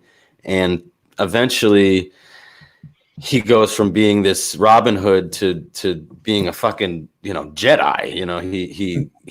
He hones his psychic abilities, and then he basically is able to save the world. But what I did was I took all the headlines that were happening right now, and I turned the headline. I turned the dial up, and it's just insane how everything started coming to fruition now, to the point where I was like, oh my God, I'm not writing a dystopian sci-fi futuristic comic book. All these things are happening right fucking now. So that's why I started writing Fishkill, which is, the prequel to Brooklyn Gladiator. And if I tell you, it's wild, man. What's going on here? We're about to get kicked off. We're about to get kicked out in a second. Yeah. I know, dude. I'm just sitting here listening, man. Oh, okay. Cool. Yeah, I'm loving this. It's I think, okay, just to tie everything together, it's our fucking job, man. It's our job. It's freaky to think, oh shit, this stuff is coming to fruition, but it's our job as artists. It's our job as the jesters and the fools that we were talking about in the king's court, in this court, to stand up and put a mirror up to society and say, guys, we need to think about, we need to look at these riots, we need to look at this pandemic, and we need to examine it, and we need to create stories out of it so we can learn from it. I mean, it's all about learning from what's happening before us. I mean, and we can understand it, because there's going to be a lot of people that see the news of the pandemic or watch the riots and either live in parts of the country or live in circumstance where maybe it doesn't connect what is happening. And a lot of times I think we're the gatekeepers, and we're the scribes that can translate, be it horrific, experimental, and other things that happen in society, and translate it into a digestible adventure or narrative for someone to be like, oh, I get it. I like to say the sugar with the medicine. You know, we're bestowing knowledge here, but we're obviously it's got to be entertaining. You know, but that's our job, and that's what we got to keep. You guys have done an awesome job. We cannot thank you enough. Dan, second appearance, aka Jody. Is it Dan or Jody? Dan, Joe, George, Matt. This was great. I wish it could have run for an entire hour. So please come back for Mainframe 3 coming soon to a streaming device near you. Thanks a lot, Matt. Any final words as we move on to our next panel? No, I just thanks to George, Joe, and Dan for coming on, and hope everybody that listened got some knowledge and have a little something to think about tonight before they get into their week. That was great, man. Thank you all so much for being here on Mainframe. Guys, we're going to go ahead and roll into our next guest in here in just a second. I'm going to go ahead and, as these guys are leaving the chat, hey, see you later. Always the last one to leave, man. I don't know. I don't know what the hell I'm doing here. Goodbye. There we go, guys. So let's go ahead and keep the train rolling here at Mainframe Comic Con 2.0.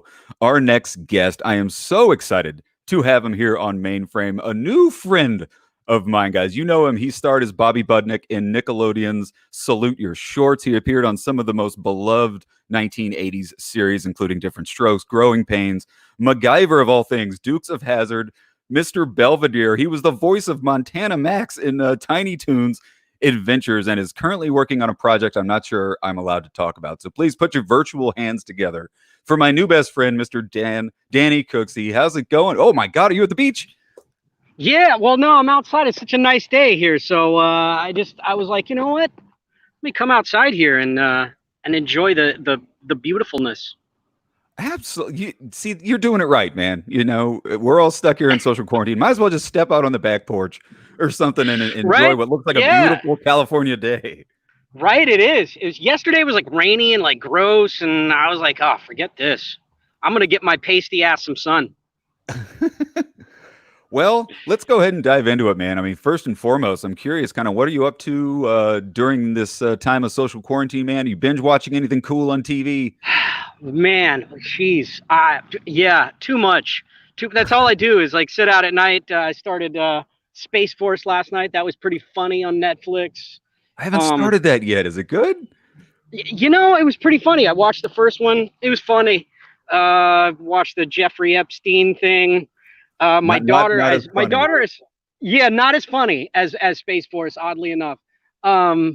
My daughter, I have a 21-year-old daughter, and she's like does the whole like Marvel thing. So she's like, you have to watch all of these movies, Dad, and like in order. Here's the list. Here's a link to how to watch them. I'm going, this seems like very complicated. And so I've been doing that. So you've got time on your hands. I mean, why not start the entire Marvel Cinematic Universe from the beginning? Yes. It's only like 48 hours worth of TV watching. Yeah, you know, and I've got the time to do it, so it's been enjoyable. Yeah, we actually started because we were just talking right here, Danny. We actually started the entire Star Wars saga, and it took us about 2 days to get through, including all the Mandalorians. So yeah, I feel you, those brother. were fantastic. My daughter's 21 and my son is 9. And so, yeah, we've done the Star Wars thing on many occasions. And then I tried to do it with my daughter. She was like, eh. I think we got through like the first 3 or 4. More of a Star Trek fan. Well, I mean, dude, your career spans decades upon decades. Even before your appearance in Terminator 2, you were already a very successful working young actor. I want to ask just a little bit about in 1991, your appearance in Terminator 2. Yeah. Well, honestly, what's been your opinion of the entire Terminator franchise since Terminator 2? You can be honest. I mean, it's got high points, it's got low points. I'm pretty partial to the one that I was associated with. It's the best one. I mean, it helps when it's the best one. right, for sure. But they're all. I mean, it's such a unique. It has like a relevance to it. Even as far-fetched as it is, it's, there's something that you go like, well, we're not that far from this, that I think people have always just sort of attached to. You know, Skynet is practically a real thing right now. it really is. It's kind of crazy. We're It's 3 kinda days out crazy. of smart drones just flying around deciding who they want to bomb and who they want to. Right. There was literally just like a drone flying overhead, like as I walked outside, and I'm going like, who's behind this? It's like probably Nobody. a nosy neighbor. Well, I mean, let's talk a little bit about your role in Terminator 2. I mean, we're gonna deep dive on your entire career in the next 30 minutes, but Terminator 2. I mean, one of the greatest things I think about Terminator 2 is the relationships between all of the characters. The relationship between John and the machine, the relationship between John and Sarah, and the relationship between you and Ed Furlong's relationship was phenomenal. I mean, it's you gotta tip your hat to Jim Cameron. I mean, the man knows how to tell a story, no matter what you do. And at the heart of every story is like relationships, and that's always at the forefront of all of his movies are these little moments that just sort of like bring you in. So going back to the casting process, I mean, did you and Ed know each other before the film at all? Was there was the relationship something that they were really looking for in these two characters? No, we met on set. I mean, went there and just sort of was there. I was actually on set quite a bit. There were so many days that I was there that they were like, you know what, we might get a chance to get to the ATM machine, or we might, I would do like maybe, one or two shots of like zipping up and down a street on a motorcycle, or just like little things like that. So we were on set in studio, in school studio, and just sort of like there I was there for quite a while. I was there for a lot of it. I was there the day that they launched the semi truck into the wash. So got to see, it was really cool to be a part of such a huge production and to be physically there, even though I wasn't necessarily in I guess I was in that action sequence, but not in that necessarily shot. But to watch something that huge and that big and just a setup for it and the anticipation as they're going like, all right, here, this is it, everybody, this is, we got one shot at this. So, is everybody ready as they, they do this huge stunt? It was pretty impressive to see. And I'm super blessed to have been there that day and just been a part of something that iconic and it was an amazing experience for sure. So was that actually you and Ed on the dirt bike, or did they have a stunt double zipping around? At times we did have stunt doubles. They were actually in a lot of, like I said, there was a lot of like sort of there and them like doing, because all throughout the San Fernando Valley where they were, there's these like sort of washes go everywhere. So no matter what they were doing, they always sort of had availability to like, knock out a little thing here, knock out a little thing there. And there was a couple of days that, even the stunt people were, because it's pretty like green and mossy, it's the drainage canal, so it's like, there was a few people dropping. There was it's hard to tell who was who, luckily I had that super mullet, which is very easily wiggable. You were rocking that for several. So you're saying the all the trash and stuff down in the LA River wasn't put there by James Cameron? That was actual LA trash. That's organic LA trash. Or as they like to call it, the Los Angeles River. That's why they shoot so much in LA. There's just trash everywhere. You don't got to bring your own. No, you don't have to set decorate or anything. Well, Terminator 2, I mean, people probably know. I mean, that was actually one of Ed Furlong's first roles, but you had been working in Hollywood since you were just a babe. Just a small child. I mean, different strokes. If you Google your name, one of the first things that comes up is you on Different Strokes. Yeah, so Tell me a little bit about go ahead. Yeah, that was 1984, I believe it was. I started singing country music when I was like in Oklahoma, where I'm from, at a young age, and ended up sort of through Mickey Gilley and Johnny Lee and the sort of like soundtrack and performers from like the Urban Cowboy movie, ended up sort of getting like hooked up with them and ended up coming to Los Angeles to do something with those guys, and ended up doing an episode of Dukes of Hazzard. I had a manager that just kind of went like, hey, I've got a friend that's a casting director. Let's send you over. We're here for a couple of weeks. Maybe you get a commercial. I ended up doing like a Hot Wheels commercial and an episode of Dukes of Hazzard in that little, 2-week span.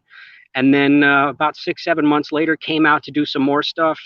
Same sort of deal, another casting director, and ended up over at NBC with Different Strokes. And initially thought it was a guest.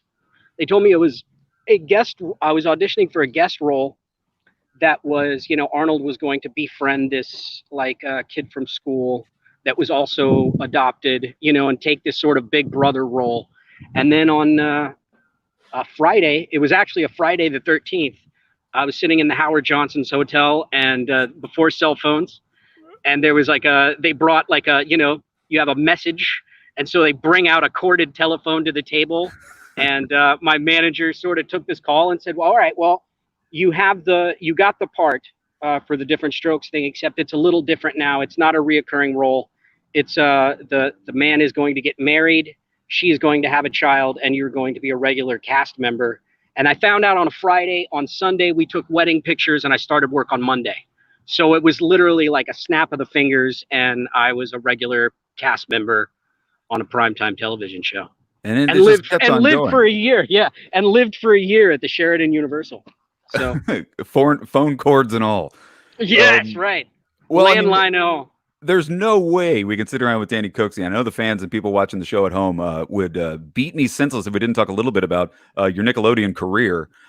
People don't quite realize. People watching now who are maybe under 30 years old don't quite realize the massive, crazy phenomenon of Nickelodeon in the late 1980s and in the late 1980s, early 1990s. The post you can't do that on television era of Nickelodeon with shows like your show Salute Your Shorts, Clarissa Explains It All, the whole Snick thing. I mean, Jesus guts. I mean, it goes on and on and on and on forever. What can you tell us sort of about kind of that time period? Well, first of all, Salute Your Shorts. Yeah, that was another. I mean, you just sort of do these things, and I remember we were we filmed in LA. And we weren't really part of, I mean, we were, but we weren't. We didn't film in Orlando at the Nickelodeon studios. We were sort of this independent little production out in LA doing the show. And I remember it was probably in between the seasons. And cable was not sort of the juggernaut that it is today either. So I remember we went to Orlando to do some of their game shows and do an appearance at the Nick studios and stuff. And there was a school trip. And they started singing the theme song, and that was that moment that you go wow, I guess people are watching this, because like I said, cable wasn't necessarily cable. We just, we're sort of off on our own doing this little show, and that was that moment that you go wow, this is people are watching, people are actually tuning into this, and it was it was fun, man. I mean, it was a different experience, totally from what I was used. I came out of 4-camera sitcoms. That sort of single camera work where it's made like a movie where you do takes and takes.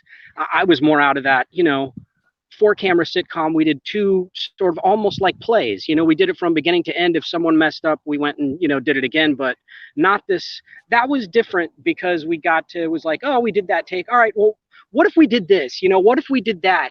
From take to take, you really got to, sit and play and really take your time. It was a different experience, and it was a lot of fun. A lot of fun.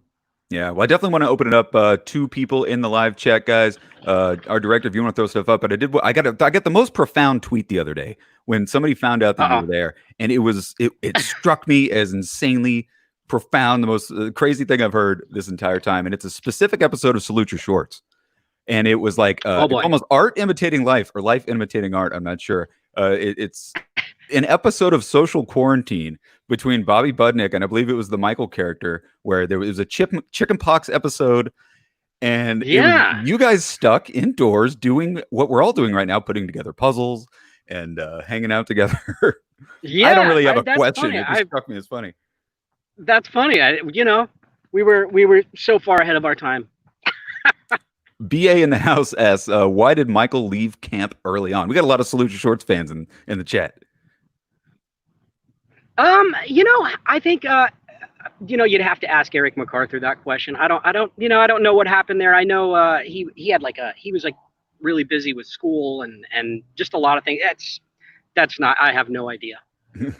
I just sort of showed up and did my thing.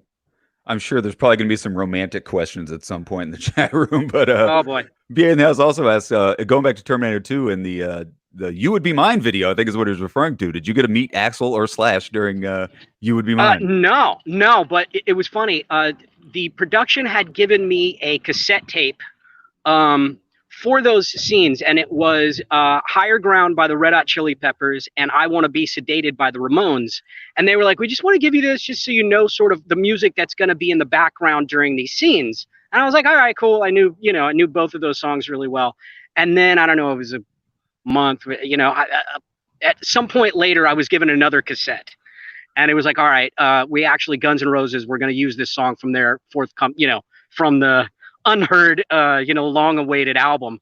And I remember at 16, 17 years old going, I'm pretty much the shit right now walking around with an advanced copy of a Guns N' Roses song that nobody else has. So that was pretty fucking awesome. I mean, that bootleg tape, who knows who touched that bootleg tape before you did? I mean, Jesus, that could have been Axel's copy of a copy of a copy. Right? Yeah, you never know where that came from. But I just remember being like, oh man, this is freaking awesome. So you just sat there with your ghetto blaster on the back of a dirt bike and just started rolling down the LA River. Charles, or blasting it in my car every day. Charles Riley asks, can you share any experiences on the Idiot Box? Such a weird and awesome show. It was, that show, that was another one that I had done. I'd met Alex Winter. I did the Bill and Ted cartoon at Hanna-Barbera. And just somehow I ended up, it was just like this sort of like, hey, you want to go do this thing? And the first one that I did, it was like a prank phone call and I got electrocuted. It was such a unique experience. And then another skit that I did over there, we ended up taping it on like the living room set of Beverly Hills 90210, and Ricky Lake and I played brother and sister, and we got into like this huge fight, and it was such a, it was so fun, and he's fantastic and just a great guy. And another thing that is just like, it's one of those, you just go, yeah, I had the amount of like just little experiences that I go like, man, that was like so happy to have been a part of something like that. I imagine Alex Winter is just as nice as you are. You're like the nicest guy on the planet, by the way. We talked on the phone, and I was like, "Oh thank you God, very much. This guy's cool, man. This is the coolest dude." Yeah, no, he was fantastic. It's so much fun too. I want to talk a little bit about your voiceover work. As people may not be aware, I mean, you were Montana Max on Tiny Toons Adventures. We just got a viewer question from Lindsay Farms Kitchen. Writes, "You have a great voice. Have you done or plan to do any voiceover? Obviously, you have."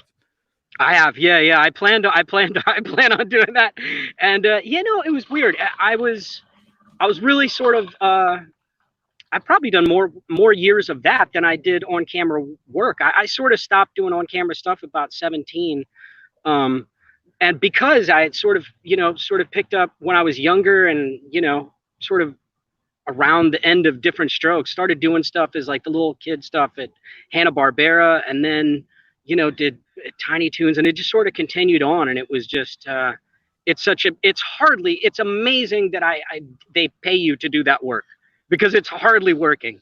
It's you go in, you have fun, you make funny voices, you try to make people laugh, and an hour later you go home. Yeah, we had Jeff Garlin on, comedian and actor Jeff Garlin on the show yesterday, and he talked in great detail about his work. He said his voiceover work and his work for Pixar has been some of his more rewarding work that he's ever really done. It is so much fun. It is so much fun, and so sometimes you're there by yourself, and that's a whole thing. But it's great when you sort of have, like when we did Tiny Toons, it was pretty much a like group cast record a vast majority of the time, and to just sit and just watch these brilliant people as a group, and just it was an amazing experience. It's so funny you say that, because we just got one from Shauna Lindsay. Says, "Love you, Danny. You've done so much voice acting. How does it compare to on screen?" Dude, you're like seeing these comments in the future, and I swear to God, if you people are watching this, he does not see these. He's answering questions that aren't even asked yet. It truly is an amazing experience. We got a question. I've had some amazing ones. Somebody on Twitter, they are very much into the Nickelodeon stuff right now. They asked about your appearance in Wild and Crazy Kids. I totally forgot about that show until I just saw this. Tell us about your experience in Wild and Crazy Kids. Gosh, let me see.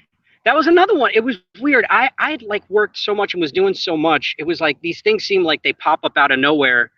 And I'm sure there's probably some like, phone calls, and I think there was pre-email stuff that went before that. But it was like, I showed up at the Burbank Mall and I think I remember throwing like bean bags off like the top floor or something like that. And not exactly the high point of your career. Right. Yeah. Well, it was just like it was just a thing. I didn't really watch a whole lot of TV because I was like working. So it's like in retrospect, looking back, it's like I see all these comments about these little things that were sort of these one-off little, like, hey, you're going over here for a couple hours to do this thing. And it was like, okay. And then, you look back like, Hey Arnold is a perfect example. I did the voice of Stoop Kid. It was maybe a half hour's worth of work that I went in, I think, on like a lunch break and did. Yet it is one of the ones that I get like more questions and more people coming up going, you were Stoop Kid. And it was, it was just this like, little thing that I did that takes on this whole life of its own. And it's one of those, as an adult, I look back and just, it's these little pinch me moments of just feel blessed to be part of all of these little projects and things that people have attachments to. You have lived the life, my man. I mean, you're a jack of all trades: television, movies, voice acting, and music. I remember back in the Salute Your Shorts days, guitar always played a very big part of the Bobby Budnick character. You had a band then, back in the Nickelodeon days. What's the music career looking like right now for Danny Cooksey? I did working on another I did a couple of years ago. I sang for this thing called Shelter Dogs. You can find it on Spotify. It was like a benefit record for homeless and abused and sheltered animals. And so we put out a record, and we're sort of in the midst of working on another one. And I mean, I write stuff all the time, and just sort of putting one foot in front of the other and see what happens on the next day. Yeah. Well, guys, go ahead and keep on getting those questions in the comment section. We only have I'd say about 3 more minutes left. So, oh man, I'm running out of things to even ask you about. It's a beautiful countryside behind you. I'll tell you that. Oh, thank you. Yeah, it's it's peaceful here. I live I'm in Orange County, California, and it's a beautiful day. And I saw on your IMDb. I'm not sure if you're allowed to talk about this new project you're working on, Long Gone Gulch. Is that something that is in the can? Is that something you're shopping around? No, it was I think they're shopping it around. We did it was a few years ago that they sort of I did the voice on that, and they're doing their thing, doing the production. It's funny, you do all these little things, and then every once in a while they'll be like, oh yeah, you remember that thing you did a while back? Yeah, well, it's starting now. So for the next like year and a half, every Tuesday, this is where you are. It's funny. Yeah. That's crazy how Hollywood works like that, man. So, I mean, we gotta wrap it up. We got a short commercial break we got to do before we get into our next panel. But I mean, where can people find you? What's some things you're working on right now? And we did get a question, and this is a very interesting one from BA in the house. Says, what's your favorite episode of Salute Your Shorts? Oh man, I really enjoyed the doing the one where Kirk Bailey and I, who played the counselor, sort of switched places for a day. That one I think was my favorite. That was a lot of fun to do. I got a question. Okay, this one just popped in my head, and I'm really excited about this idea I just had. Has there ever been any ideas or pitches for a Salute Your Shorts reboot with Budnick as the camp counselor?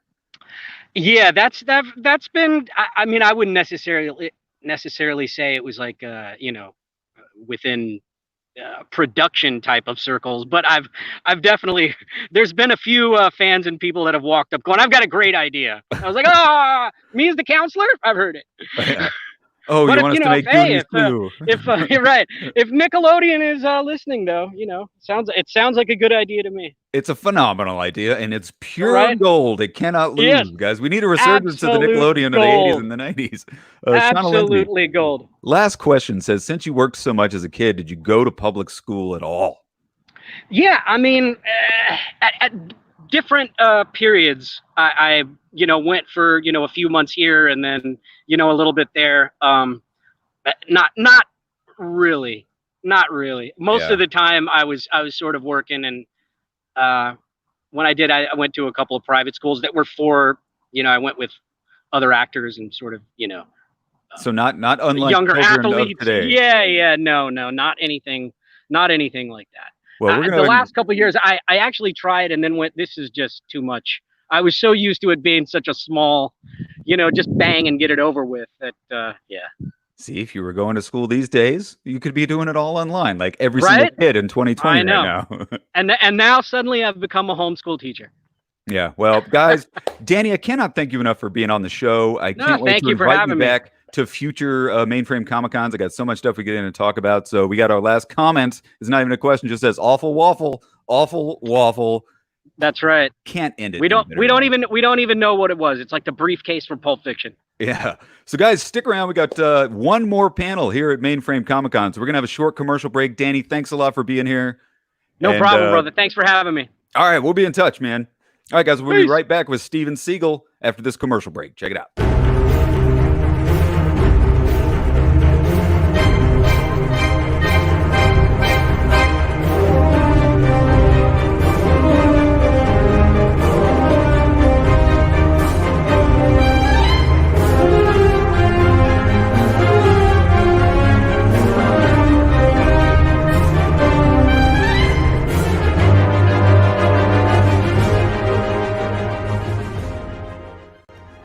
Hello, everyone.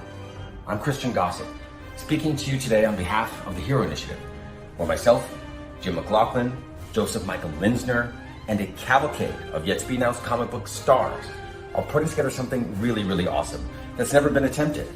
We're really looking forward to telling you guys more about it, so please stay tuned. As always, everything we do will benefit the great cause that is the Hero Initiative. I cannot echo those sentiments anymore, guys. So I just want to remind you, Mainframe Comic Con is a 100% for charity telethon. You just saw that commercial for the Hero Initiative. What they do, they are a nonprofit organization that helps out comic book creators in need, comic shops in need. Pretty much, they're the ones helping out the industry that needs the help the most. So, guys, head on over to mainframecomiccon.com. Wherever you see that donate button, click on the donate button. We're going to give money to the Hero Initiative and as well to Direct Relief, who gives money to COVID-19 charities around the world. Everything from facial coverings to food banks, they do it. So head on over to mainframecomiccon.com. And if you want to buy one of these t-shirts, 100% of our Stay Home Nerd Out t-shirts, all the profits are going to go to these charities. So please take a second. We've only got one more panel left of Mainframe Comic Con. So to help us with our final panel, I want to welcome back Mr. Ryan Smith. Ryan, you there? I'm here. What's Phenomenal up? job, by the way, on the Tim Rosen interview. We've gotten such great feedback from that one. I can't take credit. That guy is he's a treasure. And you absolutely I feel like crushed it. we need to start the Tim Rosen as Wolverine movement. I think that's already a hashtag. I think I've already seen it out there. So I know you want to do a deep dive real quick on the Steven T. Siegel. So I'm going to let you have it, man. Have Thanks, a good sir. show. Awesome. Hi, everybody. Just waiting on Steven to hop in. And, oh, there he is. Steven, welcome. Hello. Thank you so much for joining us. Thank you for coming to Mainframe Comic Con. We really appreciate your time, obviously. First, I want to say, how you doing? What's new? What's going on with you during quarantine? It's a crazy world we're in for a number of reasons. Many of your guests today have already talked about it. It's a time to stay safe and stay at home and look at the world around us. There's a lot we need to address, so I'll leave it at that for the moment. Very poignant. I appreciate that. I see a lot of board games behind you. Is that what you've been spending your time on? I have a few board games, a few thousand. That's actually a Ben 10 Monopoly.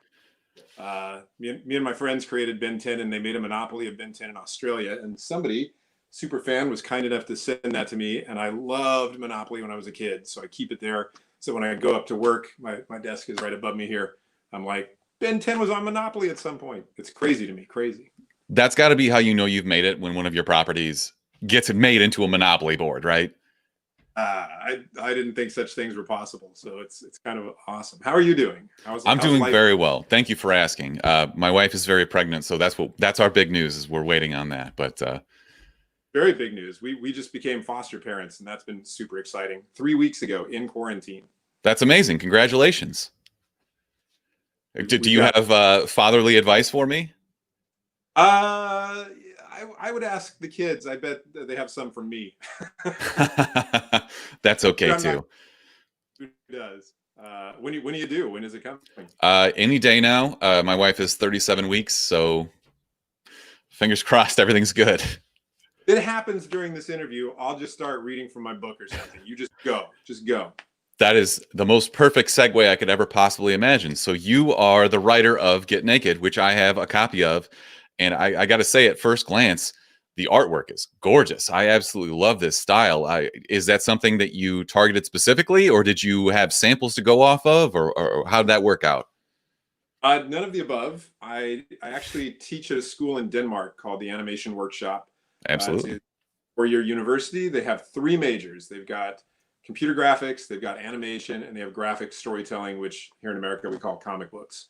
And most of the time I'm invited over there by the 2 kind of head teachers involved with the graphic storytelling sequence, Peter and Eric.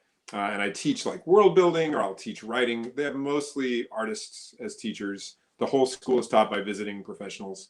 And for years, I've just thought I would love to do a comic book that is essays, because I like essays. I like David Sedaris.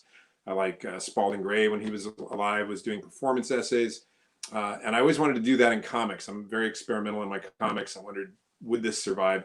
Could not figure out what they should look like at all. So I definitely didn't have an art style in mind. But then I think it was Matt Bors, who does a great site called The Nib, was working with these same students, and they did journalistic comics. And I was like, that's what a graphic essay should look like, almost, with a few tweaks. So I pitched the school. I just said, what if I write all these essays, bring it over, we'll do it as an assignment, see what they come up with. And if it's great, I'll ask Image Comics to publish it. And if it's not great, it was a great assignment for school. And they did these stories in this exciting book in 10 days. They did a page a day for 10 days. And after 10 days, the book was done. And I was like, this book looks fantastic. We've got to publish this. And Eric Stevenson was kind enough to go, yeah, let's do that, even though we had no idea who would buy a book of comic book essays. It really does look beautiful, though, and I'm very excited to sit down and finish it. It's gorgeous done. It seems like you've got some underlying messages. I'm sorry. I just said that ain't going to happen because you're having a baby in 12 hours. I mean, I assume that the baby will sleep at some point. We'll see. But anyways, back to the book. It seems like you've got some underlying messages there, and they're beautifully illustrated and written, obviously. Can you talk a little bit about that? Yeah, of course. Well, so the essays was what I wanted to do first, but then I thought, well, how do you get anybody in America to pick up a book of comic book essays? So I thought, the cover has got to either say, murder, sex, or nudity on it somehow.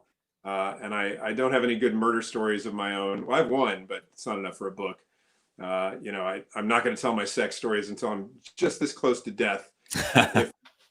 And that left me with Get Naked. And I thought, well, I'm never naked anywhere because I'm an American. So what would that be? And then I started thinking, well, there was that one time in Japan. Okay, I guess I was naked in the Czech Republic for that thing. And when I went to Berlin, they made me get naked at this pool. And I was like, wait a minute, how many times have I actually gotten naked all over the world? And the answer is pretty much everywhere all over the world, and not in the US.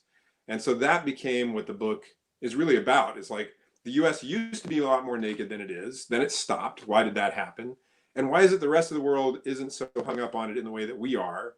And is there room to change that? So there are 19 essays drawn by 19 different artists, students from the Animation Workshop, all in different styles. They're all international artists. They're from different places in the world.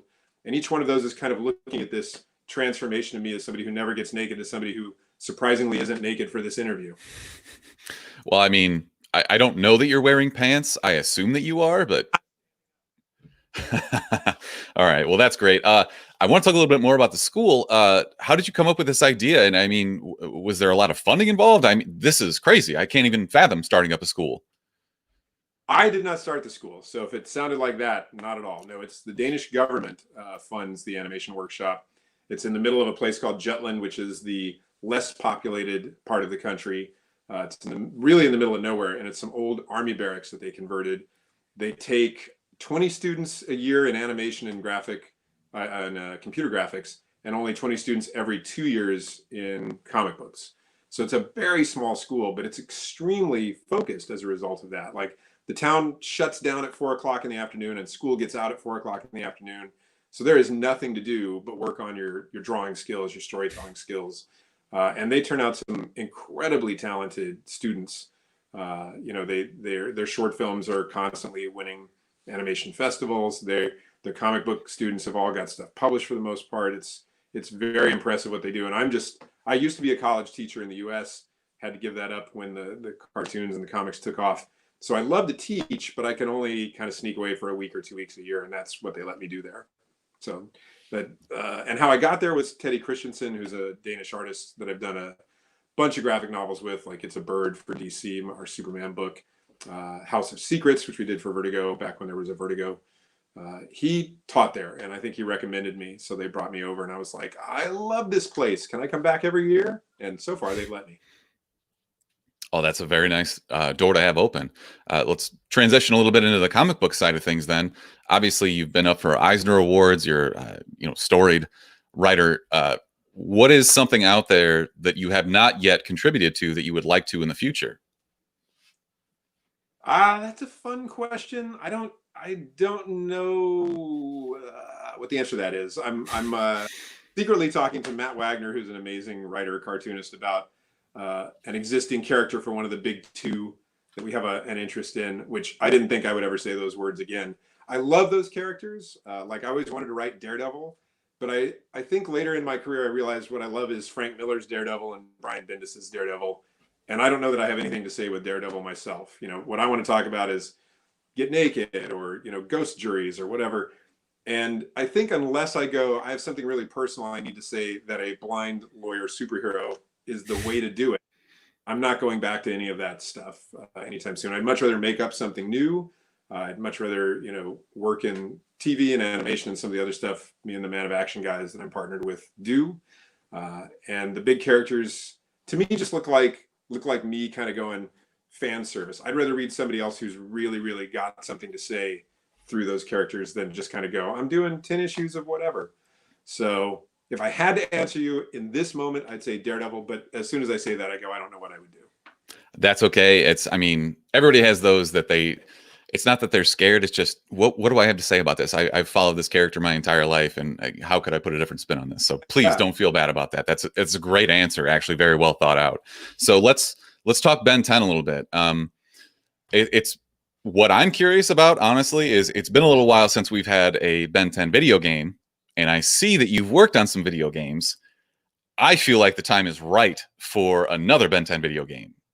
There was, and I hope I don't get, fired, sued, or whatever for this, but I believe there was a new Ben 10 video game announced about 3 weeks ago. So there is a new Ben 10 video game in your future. Please don't tell you the platform or the name, because I don't remember. The interesting thing about cartoons is we're always so far ahead. They take so long to make that we'll talk about a story idea tomorrow, and that episode airs 11 or 12 months from now. So we're always living a year in the future of these things, and my brain for what has happened and what has not happened is always inexact. But you will get a new Ben 10 video game shortly. So what's it like? Obviously, you're the creator of this. What's it like to see someone else take your ideas and kind of run with it? Awesome. No, that's always fun. Man of Action. So it's Joe Kelly, Joe Casey, Duncan Rouleau, myself. We all met doing the X-Men. We all kind of transferred over to Superman as the years went by in terms of comics. And then after Superman, we kind of got into animation. And our first thing that we ever made up was Ben 10. And right off the bat, we were like, oh, cool. It's really easy to sell an animated show. But none of us had any experience in animation. And so Cartoon Network's like, you're not running this show. You don't have any idea what you're doing. And we were furious, but it turned out they were correct. We had no idea what we were doing initially. So we did some writing, and we did all the development. Obviously, we made it all up. But it took a couple of years before we went oh, this is how you do animation. And, you know, now we executive produce all of our stuff. We work on some of the shows full time. Some of them we just consult on. But I think I started by watching somebody else play with our toys. And we also come from comics. I did the X-Men for 2 years. I did Alpha Flight. I did Sandman, Mystery Theater over at DC. I did Superman. I played with other people's toys. And I think that, you know, fandom is all about, I want to respect what came before, and I want to add my piece to it. And so I love when people get to add their piece to Ben 10. Our storyboard artists on the new version that's on Cartoon Network now are actually the writers of that show. We do springboards, we do conceptual development, we'll figure out the arc of the season and, you know, give notes on all this stuff, but they're the ones who actually write the dialogue and pace the story out. So we get to see that every week when we have a storyboard reviews, several of them each week. And it's totally fun because it's a different brain thinking about the same stuff in a different way. And you're like, I wouldn't have thought of that. And that's why it's awesome. So that's interesting. You've been on both sides of, hey, this is my baby, and also this is someone else's baby. Do you get nervous when you take over something like Alpha Flight that's already kind of an established property, and you then take it and build new stories? I think with Alpha Flight, nobody seemed to care at the time, and that was the first thing I did at Marvel when I went to Marvel to do comics.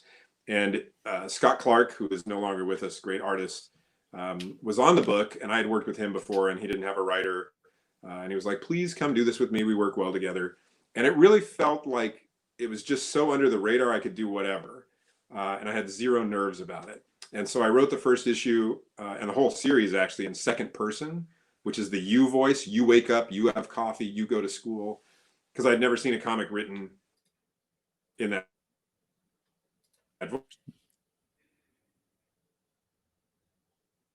voice. So I was like, I wonder how that's and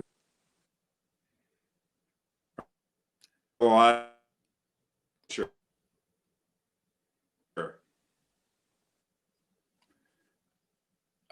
You still there, Steven? There, I see you now. Oh, sorry. I thought I missed you. I thought I lost you there for a second. Glad you're still here. I did lose you for a second. I'm sorry about that. So let's move a little bit into the Big Hero 6 universe. So obviously, Man of Action had a big hand in creating this. What can you tell me about where we stand now with maybe some future properties? Absolutely. Do you mean what's happening next with Big Hero 6? Yes, please.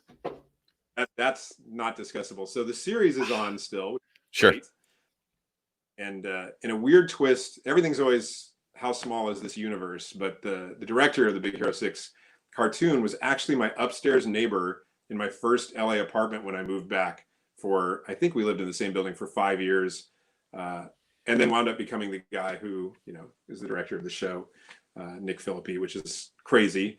And then also weirdly, the first season of that show, half the animation was produced at that animation school in Denmark where I went.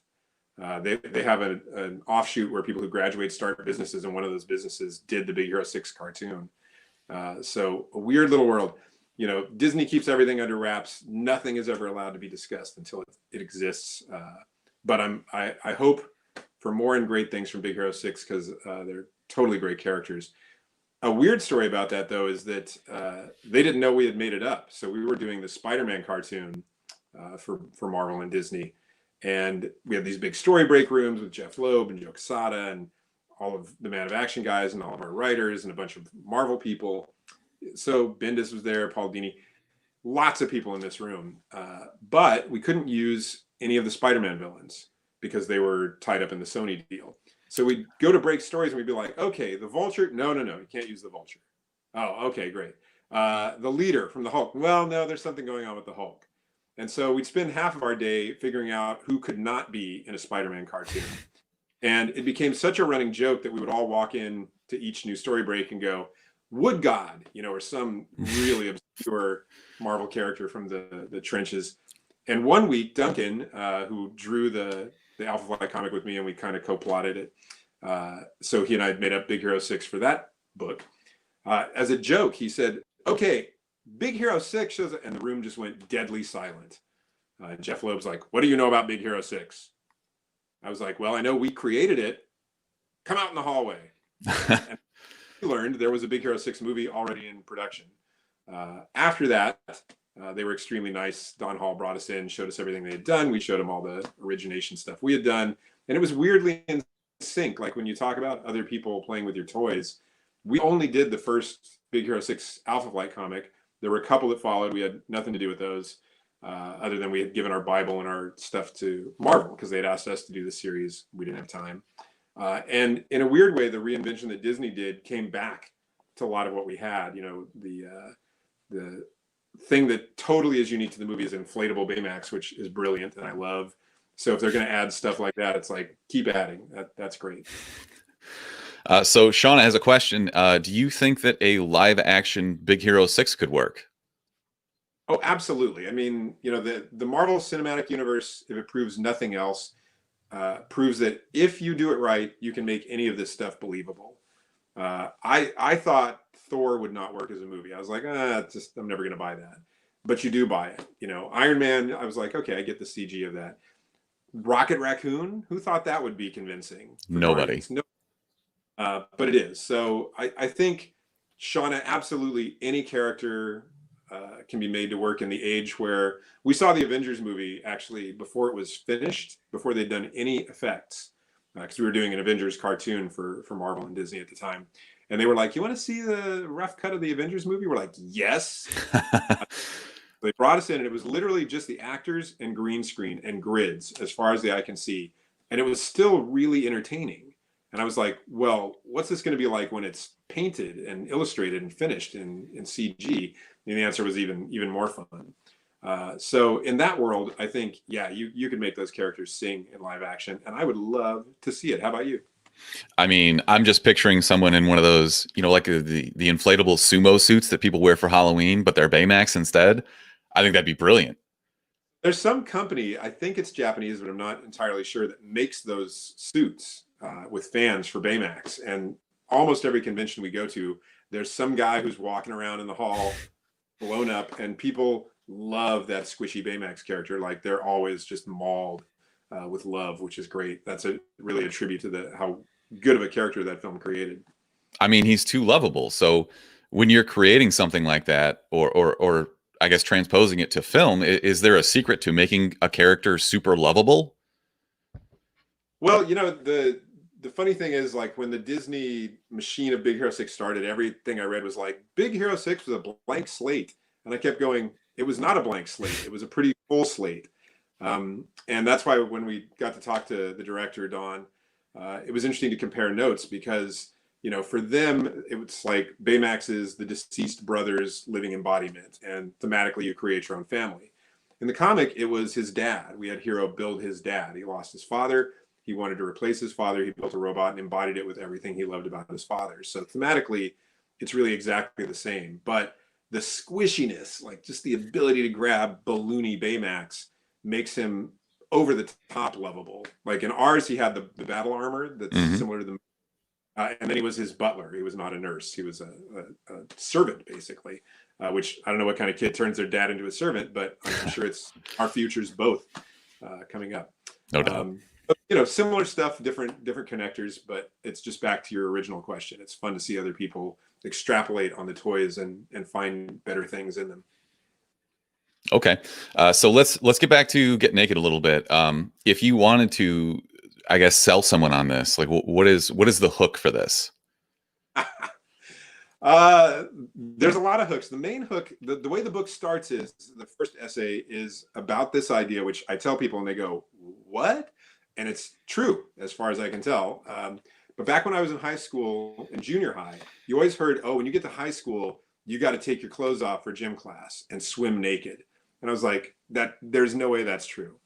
It turns out that's true up until about 1979. Not everywhere, but a lot of the US, guys swam naked in swim class, and guys swam naked at the YMCA, and guys swam naked at public pools because guys swam naked in lakes and riverbeds. And back in the 40s, when public pools, you know, kind of came into their own, you couldn't take fabric into water because the filters couldn't take it. And because people were just stripping down and going skinny dipping anyway, it was no big deal. It just wasn't a thing. And that lasted kind of if you research this, which I did for the book, kind of the last vestige was in the Minnesota, that kind of area of states. And then it just kind of went away overnight. There are letters to Dear Abby where it's like, Dear Abby, my teenage son doesn't want to swim naked in gym class. And Abby's like, oh, get over it. Everybody does that. It's not a... And then you read Dear Abby a year later and she's like, well, he won't have to because that doesn't happen anymore. And then like 5 years later, it's like, oh, no, everybody wears a swimsuit. And so there's this migration away from that. And strangely, only for guys, not women. When women were given the permission to swim in school, which also didn't always exist, they were always suited. So it's like, oh, what's going on there? So that story alone is worth checking out the book. But then it gets even weirder as we go. There's BJ bars in Japan are discussed. There's me getting pulled off of a flight in Munich, Germany by security and taken away in the airport. There's a kind of a zombie story set in Helsinki, Finland, where the sun never goes down and people love their death metal music. And all of these somehow keep dovetailing around me winding up with no clothes on. So that part I understand is the least appealing part of it. But the kind of cultural exploration of weird things that go on around the world and pivot off of getting away from being naked, I think makes it unlike any other comics. Nominated for the Eisner for Best Humor Publication, lost to an awesome book. Nominated for Best Short Story, also lost to an awesome writer. So I don't win the Eisners, but if you like something nominated, Get Naked is for you. That's okay. It's an honor just to be nominated, right? So we got a couple of questions in the chat. First of all, we had a question that was someone's son wanted to know who your favorite Ben 10 alien was. Ooh, I love Heat Blast. Heat Blast is one of the original 10, currently voiced by Daryl Sabara, who's a buddy, the Spy Kid from Spy Kids, among many other illustrious things. But for some reason, I love the attitude. I love the design. The original Dave Johnson design was so cool. The new designs are great. John Fang. Heat Blast is my answer. Now I want to know who theirs is, but I guess we can't ask questions back. We'll try to get that in the chat. Don't worry. We have Dan Wixman in the chat talking about Get Naked and saying it's a fantastic book, obviously. And we talked a little bit about this, but how did you decide which artist to pair up with which story? Or was it kind of, hey, here's my story, you go run with this? Thanks, Dan. Awesome. Awesome question. The answer is I was a little freaked out. I was like, why am I taking all these stories about me getting naked to these students? That's going to be weird. But they're funny. It's a funny book. I think people say they laugh at it. And when I read it out loud, people laugh. Today actually is supposed to be the Hollywood Fringe Festival. And I was going to perform not the whole thing, but a lot of it as a show. But that's, of course, delayed in the pandemic culture that we're in. Sure. But I read them all. So I sat them all down on the lawn. It was one of the few times in Denmark where it wasn't snowy or dark. And we sat outside and I read all 19 of them, one after another. And then I just said, which one do you want? And there were only 3 people who wanted the same ones, and everybody else wanted a different one. So it kind of solved itself, and I just didn't worry about it. I used to be very controlling in terms of how I worked with artists. I'm trying to just let that all go. I think the universe solves it better than me fretting about it. So they picked, and it worked out. Okay. I've got one final question from Elise, and then I promise I'll let you get back to your day. What is the difference between writing something like a graphic novel versus producing a script for a cartoon? I mean, do you have the kind of same visionary process, or is it completely different? Okay, the shortest way to answer that I can think of is to say a couple of things. So one is it's all visual storytelling. So you've really got to think about the idea that it's being converted into image. You don't need to do all the work of converting it into an image. That's why you work with artists. That's how their brain is wired. But you do have to go, okay, I can't have 17 things happen on a page of a comic, or I can't have 500 locations in an 11-minute animation. You have to understand the limitations and the flexibility of the form, and you've got to think as you're writing that somebody else is going to be living in those limitations. But you don't have to say, start with a close-up of my nostril and then show me my lips, unless that's really central to the story for some reason. But trying to let that go and let the artist be the one who envisions that, but thinking in a visual head so that you're giving them stuff that can be envisioned, great. The other thing I love to say about script writing, though, for comics especially, but also for animation, is like for comics, you're only writing a script for that artist. The world is never going to read your script. So you don't need to make it all fancy. You need to make it exactly what will keep that artist motivated to get through drawing 20 some pages of whatever in a month. Because that's going to take them a lot more time than it's going to take you to write it usually. For animation, it's the same thing. It's like the slug lines are telling the director, here's how many locations there are.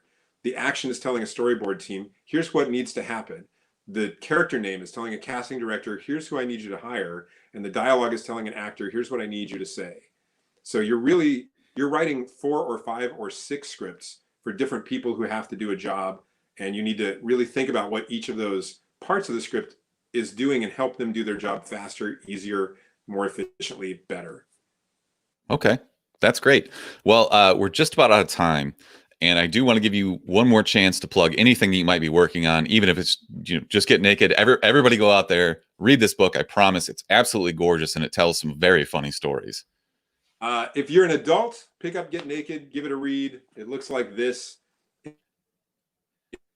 If you have kids, which I now do, pick up Camp Midnight, which I do with Jason Katzenstein. There are 2 volumes, also through Image Comics. It's about a mouthy girl who winds up at a camp for monsters, even though she's the only human kid, and is trying to figure out if she should try to pass the monster, which is not genuine, or come out as a human, which may be dangerous. So thematically, weirdly resonant to our times in some ways, but kids will just have a great time reading it, and they're a lot of fun. Well, Steve, thank you so much for your time. You've been so generous, and thank you for being uber creative and putting really cool stories out there. We really appreciate that. Thank the world for that, because I don't have a job unless people let me have that job. So my thanks goes the other direction. Awesome. Well, thank you so much, and best of luck with everything. And Chuck, I'm going to kick it over to you. Thank you so much, Steve. Thank you, Ryan. This was absolutely, I couldn't think of a better way to wrap up Mainframe Comic Con 2.0, or as we've been lovingly referring to it as Mainframe 2 Electric Boogaloo. Steven, thanks so much. Ryan, this has been so much fun. I just want to take a second right before we wrap and thank all of the very special guests that we had here at Mainframe Comic Con. Very special thank you to our director, Chad. Thanks to all the guests generously donated your time. And Steven and Ryan, thanks for being here, guys. It's been a pleasure. All right. Class, So you did a great job. thanks, man. As we wrap this up, guys, we just want to remind everybody, head on over to mainframecomiccon.com. It's not too late to click that donate button. All the money that comes in via the donate button goes directly to COVID-19 relief and the Hero Initiative. So there's still time to head on over to mainframecomiccon.com. Also on the website, you're going to see if you missed any of the shows, any of the amazing celebrity interviews that we did this week, you can find them streaming on the live video page of mainframecomiccon.com, plus some of the really awesome interviews from Mainframe Comic Con #1.